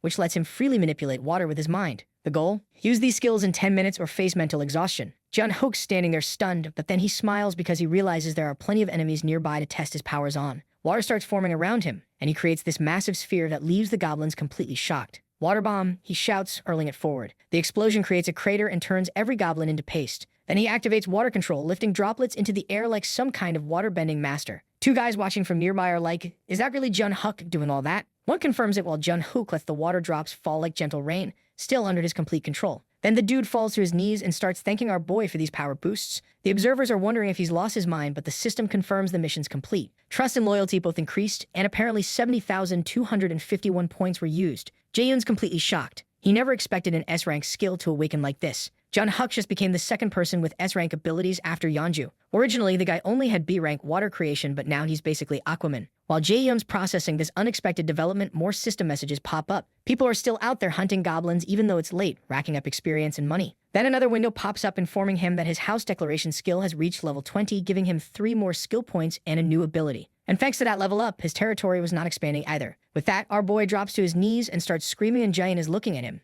thinking, what the hell is happening? And man, things aren't looking good for our boy because the pain keeps getting worse. Jaehyun can barely see through his blurry vision as Yejin frantically asks if he's okay. Dude feels like giant needles are tearing through his body from the inside out. Yejin's panicking, telling him to breathe and asking what she can do to help. She's getting dangerously close to his face, and through the haze of pain, Jaehyun realizes what she's about to do. He manages to ask what the hell she thinks she's doing. The girl immediately backs away, all embarrassed, explaining she thought he stopped breathing and was about to give him CPR. Jaehyun cuts her off, saying he's fine while Blackie's crying in the background, worried sick about his master. Once he gets his bearings, Jaehyun activates Ultimate Eyes and sees the expansion for what it really is. The zone spread both west and north, covering a full 1 kilometer radius around the complex. No wonder the pain was so intense. This is the biggest expansion yet. Even though he's completely drained, our boy knows this isn't nap time. The system gives him 3 skill points for hitting level 20, and the first thing our boy upgrades is his Pervy Eyes ability, the most important skill for current operations. With that, the Ultimate Eyes hits level 4 and unlocks multi-vision. Now Jaehyun can see multiple views simultaneously, like having a bunch of CCTV monitors around him. The problem is, it's mentally exhausting. he can only handle 3 views at once. With 2 skill points left, he upgrades Dignity Preservation to level 5, which unlocks something called Mystic Draw and gives him 300 crystals as a bonus. A bright circle forms beneath him, and when it fades, a communication ring appears that can send his voice directly to his vassals. Speaking of vassals, he checks Davin's stats. Level 25, 11 servant title, 77 trust, 100 loyalty, and she just awakened telepathy. Perfect skill for someone handling communications. Through his multivision, Jae-hyun sees that a bunch of people are complaining that 50 people have been cramped into a few rooms, and they're pissed these guys are demanding more rooms from her, and Davin's trying to explain it's temporary, but the residents aren't buying it. One guy's shouting about all the empty houses they saw, demanding the kids at least get proper rooms. Davin's overwhelmed, apologizing, and explaining current policy doesn't allow it. That's when the system activates Supreme Door. Jae-hyun can now control all doors in his territory. Just as Davin's losing control of the situation, a door swings open on its own. Some guy gets suspicious, complaining about people barging into homes during emergencies. Then Jae-hyun steps through, catching Davin completely off guard. Our boy doesn't mess around. He tells the complainer that if he doesn't like the house rules, he's welcome to leave immediately. The guy asks him to repeat that, so Jae-hyun straight up kicks him out. The room goes quiet, and Jae-hyun asks if anyone else has complaints. Then he drops the hammer and announces that electricity, water, and gas are getting cut off to that unit. A young woman asks if he's serious about such extreme measures. Jae-hyun looks her dead in the eye and says that's exactly what he wants to ask them. He points out they showed up right after the giant fell, thinking this place was some kind of charity. Then he breaks down why giving into demands creates more problems. First, if they give them more rooms soon, there will be no more rooms to give to new arrivals. Second, those who are working will feel disrespected. And third, if he fulfills this wish of theirs, their demands will never end. He gets brutally honest, telling them the basic rights and welfare they expect don't exist here. The South Korean government fell, and he's not anyone's representative. Some might see him as a tyrant abusing power, but the world's too brutal for naive ideals about rights and welfare. He explains that other survivors who arrived earlier are enduring harsh conditions, doing rotating shifts just to get some rest, but they still take care of the children and weak as a community. They're fighting for survival together instead of making demands. Then our boy told them that they have 2 options here. Either return to their assigned accommodations immediately and earn their rights. If they refuse, they'll lose even more than what's already been taken from them. Hearing those harsh words, the group immediately backs off. Davin lets out this relieved sigh and thanks Jae-hyun for saving her from that mess. But our boy says there's no need for thanks. He should be the one grateful to her, and he says that using telepathy. This confuses Davin. That's when our boy says that she might be able to do something similar to what he just pulled off. He asks if she knows about telepathy and tells her to think of someone she wants to talk to, imagining a mental conversation. Davin closes her eyes and concentrates, and a faint aura starts glowing around her. Jae-hyun's pleased and tells her she needs to practice to learn the exact limits of this ability. Then some nervous guy with trembling hands waves at Jae-hyun. Our boy turns and asks him if he has something else to say. The man immediately bows his head down and he asks for forgiveness. Jae-hyun asks what he wants, and the guy admits he's being bold but wants Jae-hyun to forgive his friend Eunuch, who got kicked out earlier. He argues that Eunuch was just saying what everyone was thinking and shouldn't be the only one punished. The guy is named Kyeon-hun Folks. He then respectfully begs for mercy toward Eunuch and says he'll accept any punishment himself. Jae-hyun's thinking maybe it's time to bring Sung Eunuch back, knowing deep down that making an example of someone by ruining their life isn't right. Through the system, he sees Eunuch still standing outside the door, not having gone anywhere. Jae-hyun tells Kyeon-hun he'll restore Eunuch's citizenship and bring back electricity and water, and will even restore gas for his apartment. He says that he's doing this out of respect for Kyeon-hun's courage, but warns there won't be second chances. The system confirms Eunuch's citizenship is restored, and Kyeon-hun hurries back relieved. Another message pops up saying Kyeon-hun's trust in Jae-hyun increased. When he was gone, our boy was thinking to himself how he was always planning to restore gas because without it, children will suffer, but now he can't go back on his words or the punishment will be meaningless. Just then, David flashes her this bright smile and says that he really is a kind-hearted guy, which makes Jae-hyun all embarrassed. He changes the subject, saying that the shared facility that they currently have in 3 buildings, he is planning to expand that to 25 buildings. And as she heard that, her expression changed from a smile to "What the hell did you say, you bastard?" real quick. She asked him to repeat what he just said, so our boy did, explaining that he is planning to expand and asking her how many team members she has. She quickly replied that, including Hiren, they currently have 14 people working. Jae-hyun explains if he can expand to 100 people, he could assign 4 to manage each building. Davin's eyes light up and she offers to pay 100,000 per day for each person, promising everything would run smoothly at that scale. Then this new guy approaches, introducing himself as Sung Min, an associate professor of nephrology at some hospital. He asks if Jae-hyun needs a medical team. The scene shifts and we see Jae-hyun talking to Dabin. Our boy mentions he let the medical team go earlier, but thinks high-ranking people need proper treatment. He asks Dabin about turning a room into a hospital, and she thinks it's a good idea. Jae-hyun notes they could probably find nurses if they look around and makes managing the medical team Dabin's responsibility. She's excited and promises he can count on her. Jae-hyun heads back to where Yejin's waiting. She asks if he solved the problem, and he confirms with a smile. He activates his ultimate eye ability and sees Dongjun's group heading to Jagali Station with no issues. Back to the system he goes, investing his final skill points in the ultimate storage. It hits level 2, doubling capacity to 200 kilograms and adding state preservation that keeps items in the exact condition they were stored in. This gives Jae-hyun a brilliant idea. He buys an SND revolver and 100 rounds of ammunition from the store. His theory is that if he stores the gun mid-shot, the movement will be preserved and continue when summoned. He tells Yejin to cover her ears, which freaks her out when she sees the gun. Jaehyun reassures her it'll be quick, then gives the command store and warehouse and pulls the trigger simultaneously. The gunshot echoes, but the system confirms perfect storage. Feeling excited about his theory, Jaehyun steps onto the balcony while Yejin stays frozen in shock. He holds out his hand and commands, summon live shot. A stream of bullets pours out at remarkable speed exactly as he planned. This becomes the perfect way to help Dongjun's group at Jaegali Station. Goblins start getting hit one after another by the incoming bullets, dropping like flies. These goblin bastards then run away, absolutely terrified, leaving Dongjun's group finally alone. With that, Dongjun's group was finally at the Jaegali Station. Our boy contacts Dongjun's group, asking if they can hear his voice. Dongjun's completely caught off guard, genuinely surprised he can hear him so clearly. Our boy realizes everyone must be hearing him perfectly and tells them communication will work this way from now on. He directs them to exit number 2. When they reach the exit, Dongjun looks around at the completely ruined surroundings. Jaehyun's thinking to himself that they're now stepping into truly unknown territory where every path could hide a threat. Meanwhile, Yejin's still struggling to reconnect with the rats at the central hub and failing miserably. Without that connection, the group's moving forward completely blind. After he was out, Dongjun asks Jaehyun where they should go next. Our boy then guides them toward the large road stretching to the left, explaining that following it for about 1 kilometer should bring them closer to their destination. Then something suddenly appears that gets everyone's attention. And folks, it's that damn shark from before and now was standing before Dongjun's group. Standing before the beast, the gang was panicking. Dongjun is thinking about how their luck is straight up trash. First, it was the fight with those fishermen that they barely won, and now that they were finally out,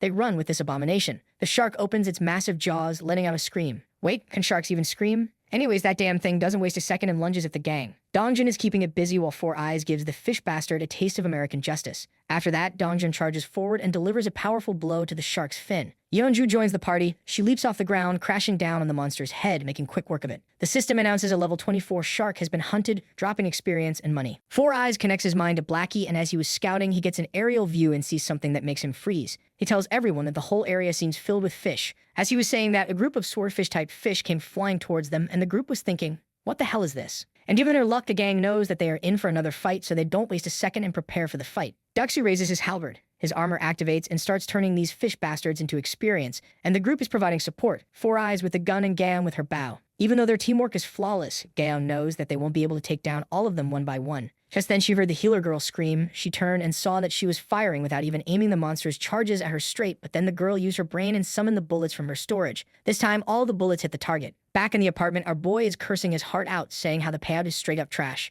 He then turns to Yejin. He hands her the gun and tells her to fire in his stead. The girl is nervous and asks him where she should aim. Our boy tells her that anywhere is fine and tells her to hurry as he doesn't have the time. She then starts firing and our boy starts storing them, ready to deploy them in battle. He was now focused on taking down the monster. Yejin quickly runs out of the ammo and asks him what to do next. He tells her to keep going. Our boy thinks the operation's efficiency has increased 6 times over, and though he feels bad for putting Yejin through this, he knows this approach is necessary. Then the door swings open and the poison girl enters. She asks them what the heck is going on, but the sight before her was way too odd, so for a second she even thinks that it was a dream. Meanwhile, back in the battlefield, the group was now facing a giant crab. And this giant crab is already ready to throw hands, lifting up its massive limbs like it's about to rearrange the whole battlefield. When it strikes down, the ground literally shakes like there's an earthquake happening. But our boy Dongjun and the Yeonju manage to dodge just in time after that. Yeonju lets out this powerful battle cry, calling for the healer. Dajin doesn't waste a second and does her thing. She raises her hand and wraps her in this glowing aura. Meanwhile, Yeonju is hanging by the crab's legs. After she got the buff, she opened her mouth and bit the hell out of that crab. Meanwhile, our boy Dongjun was ready to provide support, running in the crab's direction, spear in hand. At just the right moment, he stops his sprint and yeets the weapon with perfect aim, sending it flying straight into the crab's head and piercing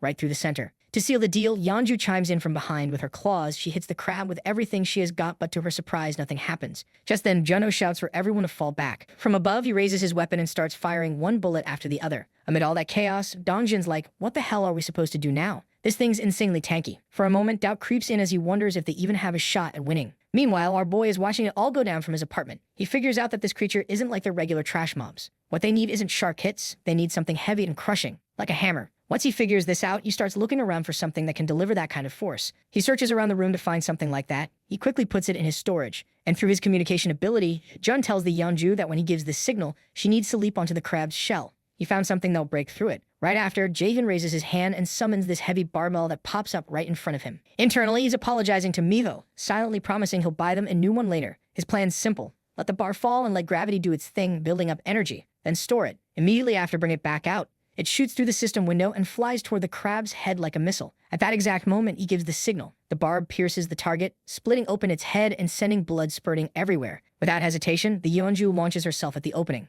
claws ready, sharpened, and gleaming. She closes the distance, delivering the finishing blow that finally ends this bastard. The system registers the killed giant crab, level 35, giving XP and depositing money. Yet even after winning, the path home looks like a chaotic marketplace of sea monsters. Every kind of fish and crab thing keeps attacking without a break. Joe knows that without his support, the group would die like 10 times already. He accepts that this place is just too much. Even for Dongjin's group and these guys are all awakened and armed, they're still struggling just to go a single kilometer. Now he has to admit to himself that the chances of his family being alive are almost zero. The closer he gets to home, the stronger the fear grows. Still, even if there's just a 1% chance, he can't lose hope. Using his ability, he looks at the surroundings and notices a ruined but familiar street. Just beyond that narrow alley is his home. But suddenly a tree catches his attention. Through his communication skill, he tells the group to stop. He knows this city well. He was born and raised in this neighborhood, and he's sure there was never a tree like that on the main road. Even if there had been, the city would never have left it there blocking traffic. This means the tree only showed up after the world went to hell. Using his ability again, Jaehyun points out the weird thing to everyone. He asks if they can see that big tree ahead. The group confirms they can. Jaehyun then says to the group, that tree is a monster. So now the gang's standing there when this massive tree decides it's time to wake up, and I'm talking about a tree with a giant eyeball on its trunk. The whole ground starts shaking like the world itself is backing away from this thing.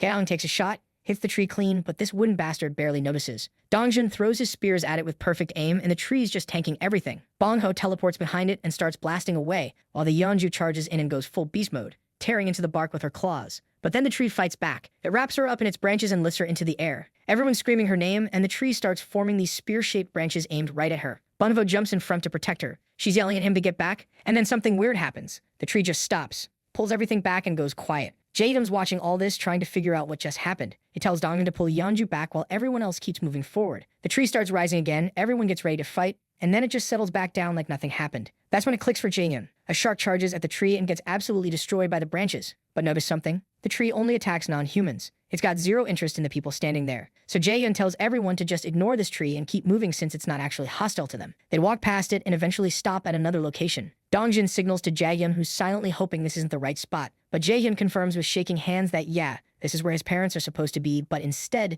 there's just this massive tree sitting there instead. Seeing this, our boy is pissed. He's thinking this tree has no right to be where his ancestors should rest, and he's ready to burn the whole thing down. He's planning to douse it in gasoline and watch it turn to ash. Then a system message pops up saying one of Jaehyun's blood relatives is nearby. Suddenly, someone's shouting, a bright light hits the group, and an old man appears with two others looking at them and asking who the hell they are and why they were harassing their peepee. So the villagers show up and immediately start freaking out because there's a hole in this giant tree they're calling Poppy. One guy is looking at the tree, asking if the tree's okay, and saying the village chief is going to be devastated. Then they turn on Dongjin's group, demanding to know if they did this. Our boy admits it with the most casual yeah ever, and one of the villagers loses it, screaming about how they hurt a defenseless child. Meanwhile, people are gathering around this unusually plump meat, saying that they are going to have a feast tonight, and Dongjin is saying if they are really going to eat that, saying that thing probably doesn't even taste good. The old man tells them to shut up, asking him if he thinks that they have the luxury to choose. But while all this drama is unfolding, our boy's brain is working overtime. He's connecting dots. The tree that never attacked humans, the massive tree growing where his house should be,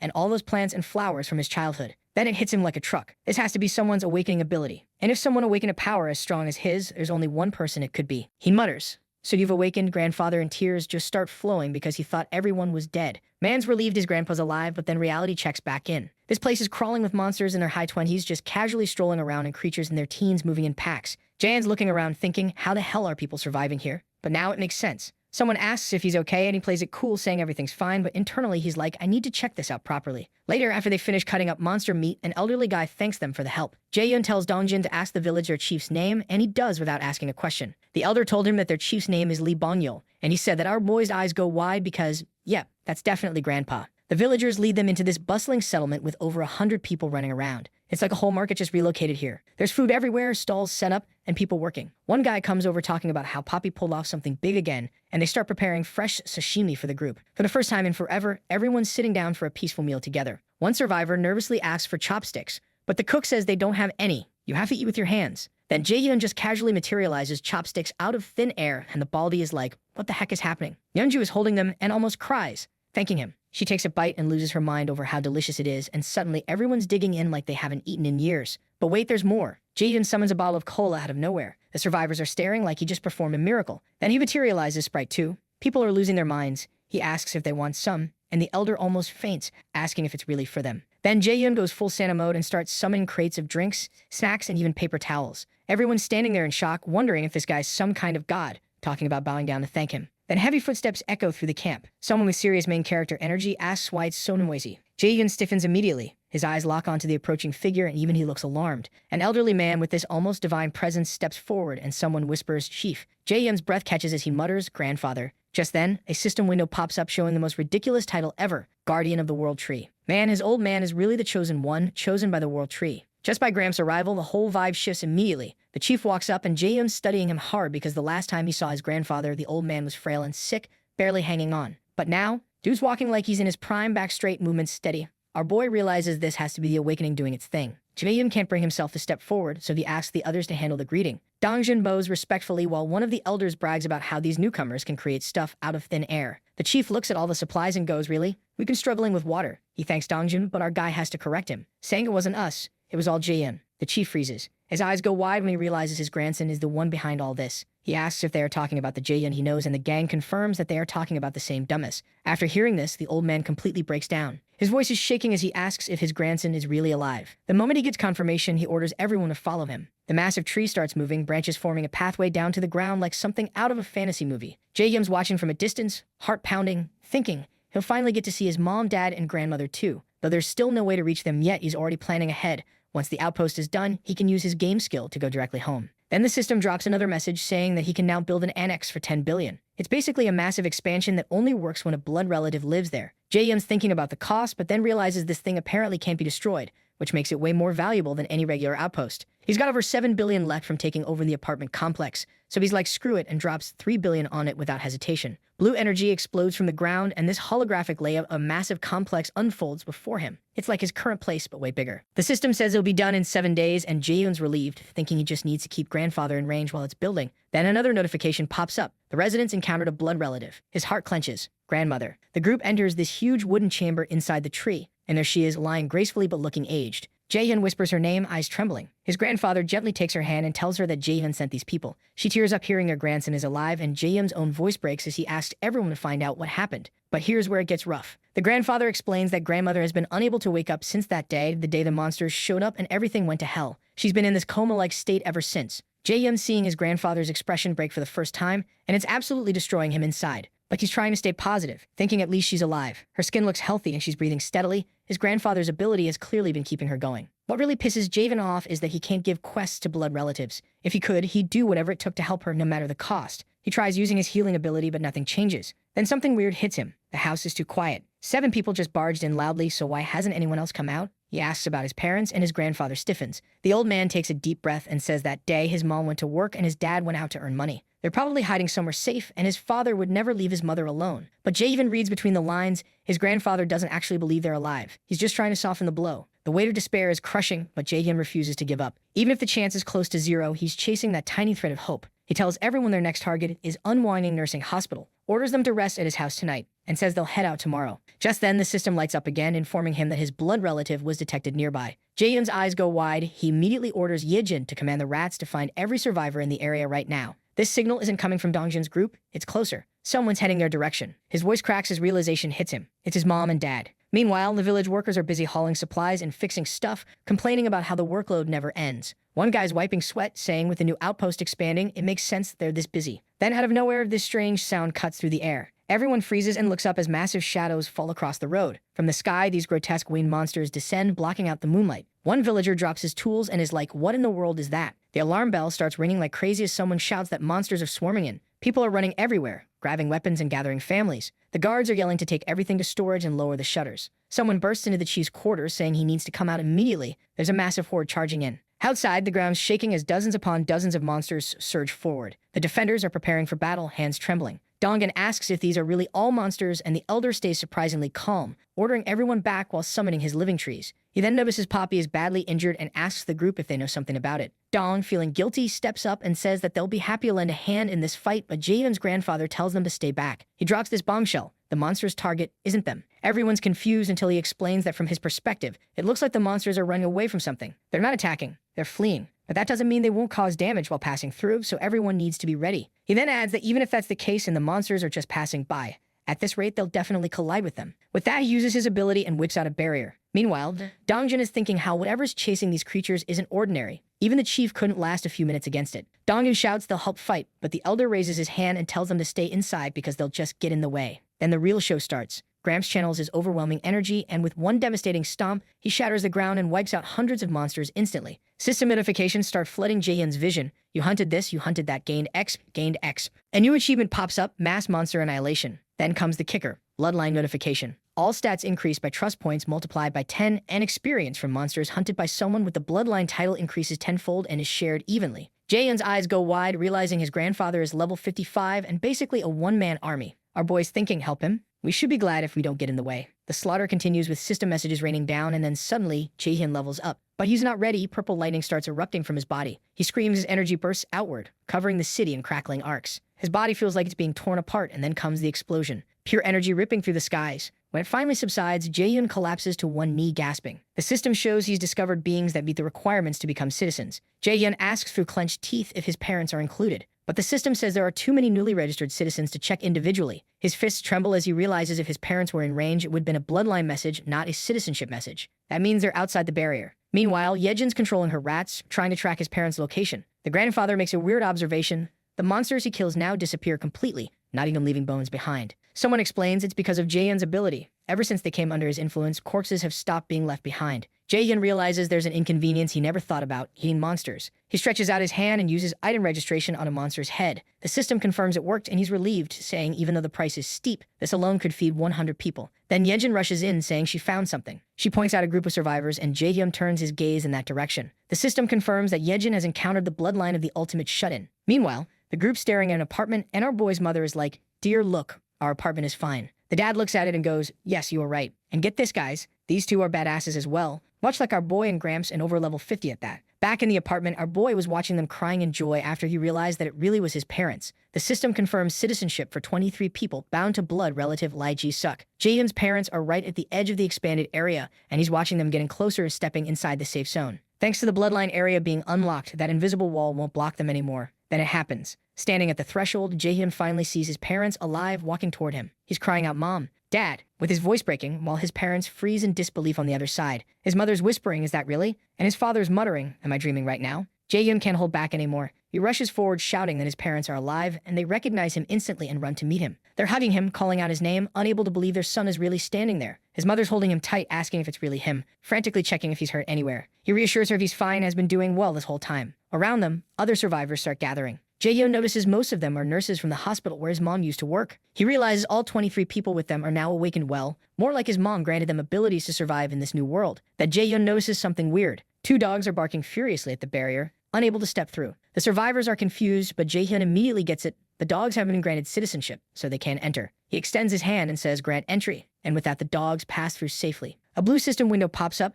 Contract of subordination can contract up to 100 people and awaken their abilities. Jaehyun quickly understands this is like the survivor registration. Those who enter through this contract awaken powers of their own. He's thinking his mom's ability is ridiculously incredible for survival. His mother almost tears up, praying and thanking God, Buddha, and anyone who helped her dumbest son survive. Jaehyun then checks his father's ability, and another notification confirms it. Protective Aura S rank. While active, all physical abilities multiply threefold, and it creates a defensive aura over the entire body using mental energy. But here's where it gets insane. Jaehyun realizes the skill says 3 times, not 300%. There's a huge difference if abilities that boost stats by 200% and 300% stack. They add up to 500%. But if a triple skill stacks on a 200% boost, that 300% gets tripled, meaning the final result is 900%. So right now, his dad has the citizen buff raising all stats by 93%, and then the bloodline effect adds another 930%, putting him at 1,120% efficiency. And if he activates Protective Aura, his physical abilities strengthen to a total of 3,369%.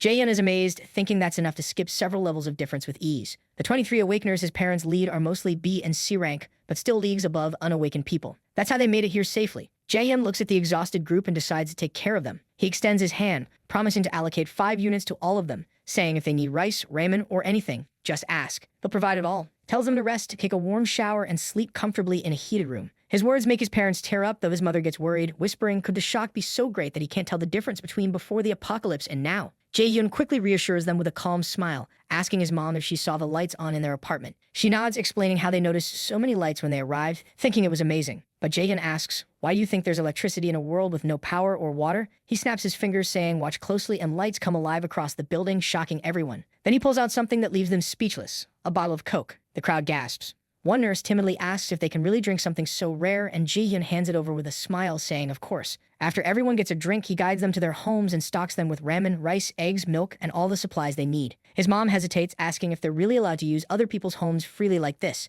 Jae-hyun replies with a grin that they'll have to return them if people come back, but no one has returned yet. He pushes them forward, saying not to worry about it. Later, Jae-hyun brings his parents into another home. As soon as they enter, two girls bow deeply, saying, "Greetings, mother, father." His parents freeze, wondering if their dumbest son is using his powers to keep these beautiful girls hostage. Jae-hyun quickly denies it, scolding and telling the girls to go. With only family remaining, Jae-hyun sits them down and asks what happened to them until now. He's thinking to himself about how his father was basically working as a taxi driver, always picking up and dropping off his mother. That day, too, his dad went to pick mom up after work as usual. When the monsters appeared, they protected each other and both survived. As Jae-hyun expected, the one who awakened was his mother. After their story, Jae-hyun shares his own about the abilities he gained, how he survived, and even about Grandma's situation with his grandfather watching over her. The night grows late as they continue sharing stories. Even though there are still problems left to solve, Jae-hyun feels something he hasn't in a long time. Sitting at the table with his parents, he thinks maybe because he's with his family, the house feels warm for the first time in a long while. The scene cuts to Japan's Nagasaki prefecture, where soldiers on patrol freeze in fear during heavy rain. Their eyes go wide as this massive shadow looms in front of them. One guy stammering, asking what the hell that creature is, while his buddy's sweating despite the cold rain, muttering it's like some nightmare monster come to life. Then we see this giant dragon-like creature with glowing blue eyes.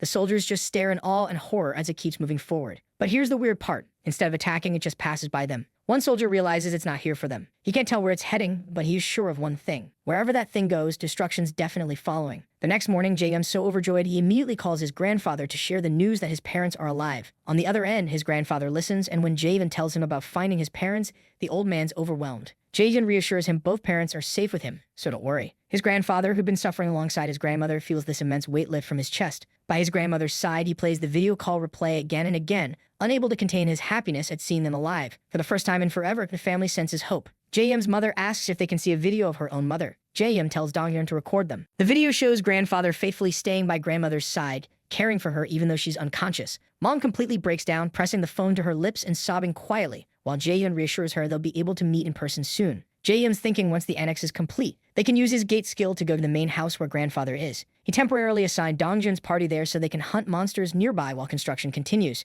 With 3 vassals, including a rare title knight stationed there, construction efficiency shot up by 50%. What should have taken a full week will only take a few days now. After the previous night's monster wave, the monster population near the main house surged, making it an ideal hunting ground. Back at the Haven, though, hunting's becoming almost impossible. You have to walk a kilometer or more outside just to find monsters. Since the territory expanded, citizens' hunting frequency dropped sharply. Some who didn't realize the area expanded were wandering around their old hunting grounds confused, not knowing those areas are now part of the Haven. Jae-hyun decides to make an official announcement. He asks Davin to explain clearly that the territory has expanded and from now on, they need to go beyond Cayman Station to hunt. He also tells her to establish a relief team to rescue survivors inside the territory, including those who came yesterday asking for a medical team. Jae-hyun's thinking hard about how in the newly expanded area, there are thousands of survivors and most are in dire conditions. Even inside the safe haven, more than 10 people died, mainly from lack of drinking water because they couldn't go outside due to monsters. He wants to save as many people as possible, even using his gate to go directly to them if needed. His mom interrupts, asking what's wrong with his serious face. He tells her everything, and she offers to help. Turns out among the people she brought were some with healing or care abilities. Care is very effective against status conditions like dehydration, fainting, and poisoning. His mom forms contracts of subordination with the relief team, and more than 80% awaken healing-related abilities. Most are D or C rank, so their overall level's low, but once the relief team starts moving, the situation quickly calms down. After 3 exhausting days and nights of rescue efforts, Jae-hyun collapses on the floor, muttering it's finally over. They calm through every house in the territory, saving countless lives. The system notifies him that survivors meeting citizenship conditions want to join. He accepts without hesitation. Since the territory expanded, survivors have been streaming in steadily and the population's already nearing 10,000. But as he rests, heavy rain pours outside, darker and heavier than usual. Davin tells him that they have found some survivors who have been found outside the Haven's territory, and the relief team wants to go save them. Jae-hyun thinks going beyond the territory is extremely dangerous. Davin says they tried talking them out of it, but they said, it's the golden time and we must go. Jae-hyun realizes the world outside has changed. Goblin packs aren't the only threat anymore. Monsters that should have been confined to the ocean have made their way inland. Still, the relief team insists they can't abandon those lives. Watching them, Jae-hyun realizes they're incredibly determined. Many were probably firefighters before. Despite the risks, they're ready to put everything on the line. He tells Davin that he'll assign a hunting team as escorts. Then he receives a system message about hunting a giant crab. Jay even figures since no payout came, his dad, his bloodline, must have hunted it. He's amazed his dad went hunting in this heavy rain, thinking with his stats skyrocketing, he's probably enjoying the hunts now. But then suddenly, countless messages pop up. He quickly realizes that it's not his father but his grandfather that's been hunting these monsters, and judging by the number of pop-ups, he has figured out that something odd is going on there, so he contacts Dongjun immediately, asking him about the situation there. Dongjun tells him that a huge wave of monsters suddenly showed up out of nowhere, and our boy is wondering how it's odd for the sea monsters to show up on land. Meanwhile, Grabs continues fighting, but he has the same question in mind. Why are these monsters here, and what are they running from? Just then, the dragon from earlier shows up that wants to tell everyone to subscribe to Momoru so he can bring juicy content like this to you every day, and don't forget to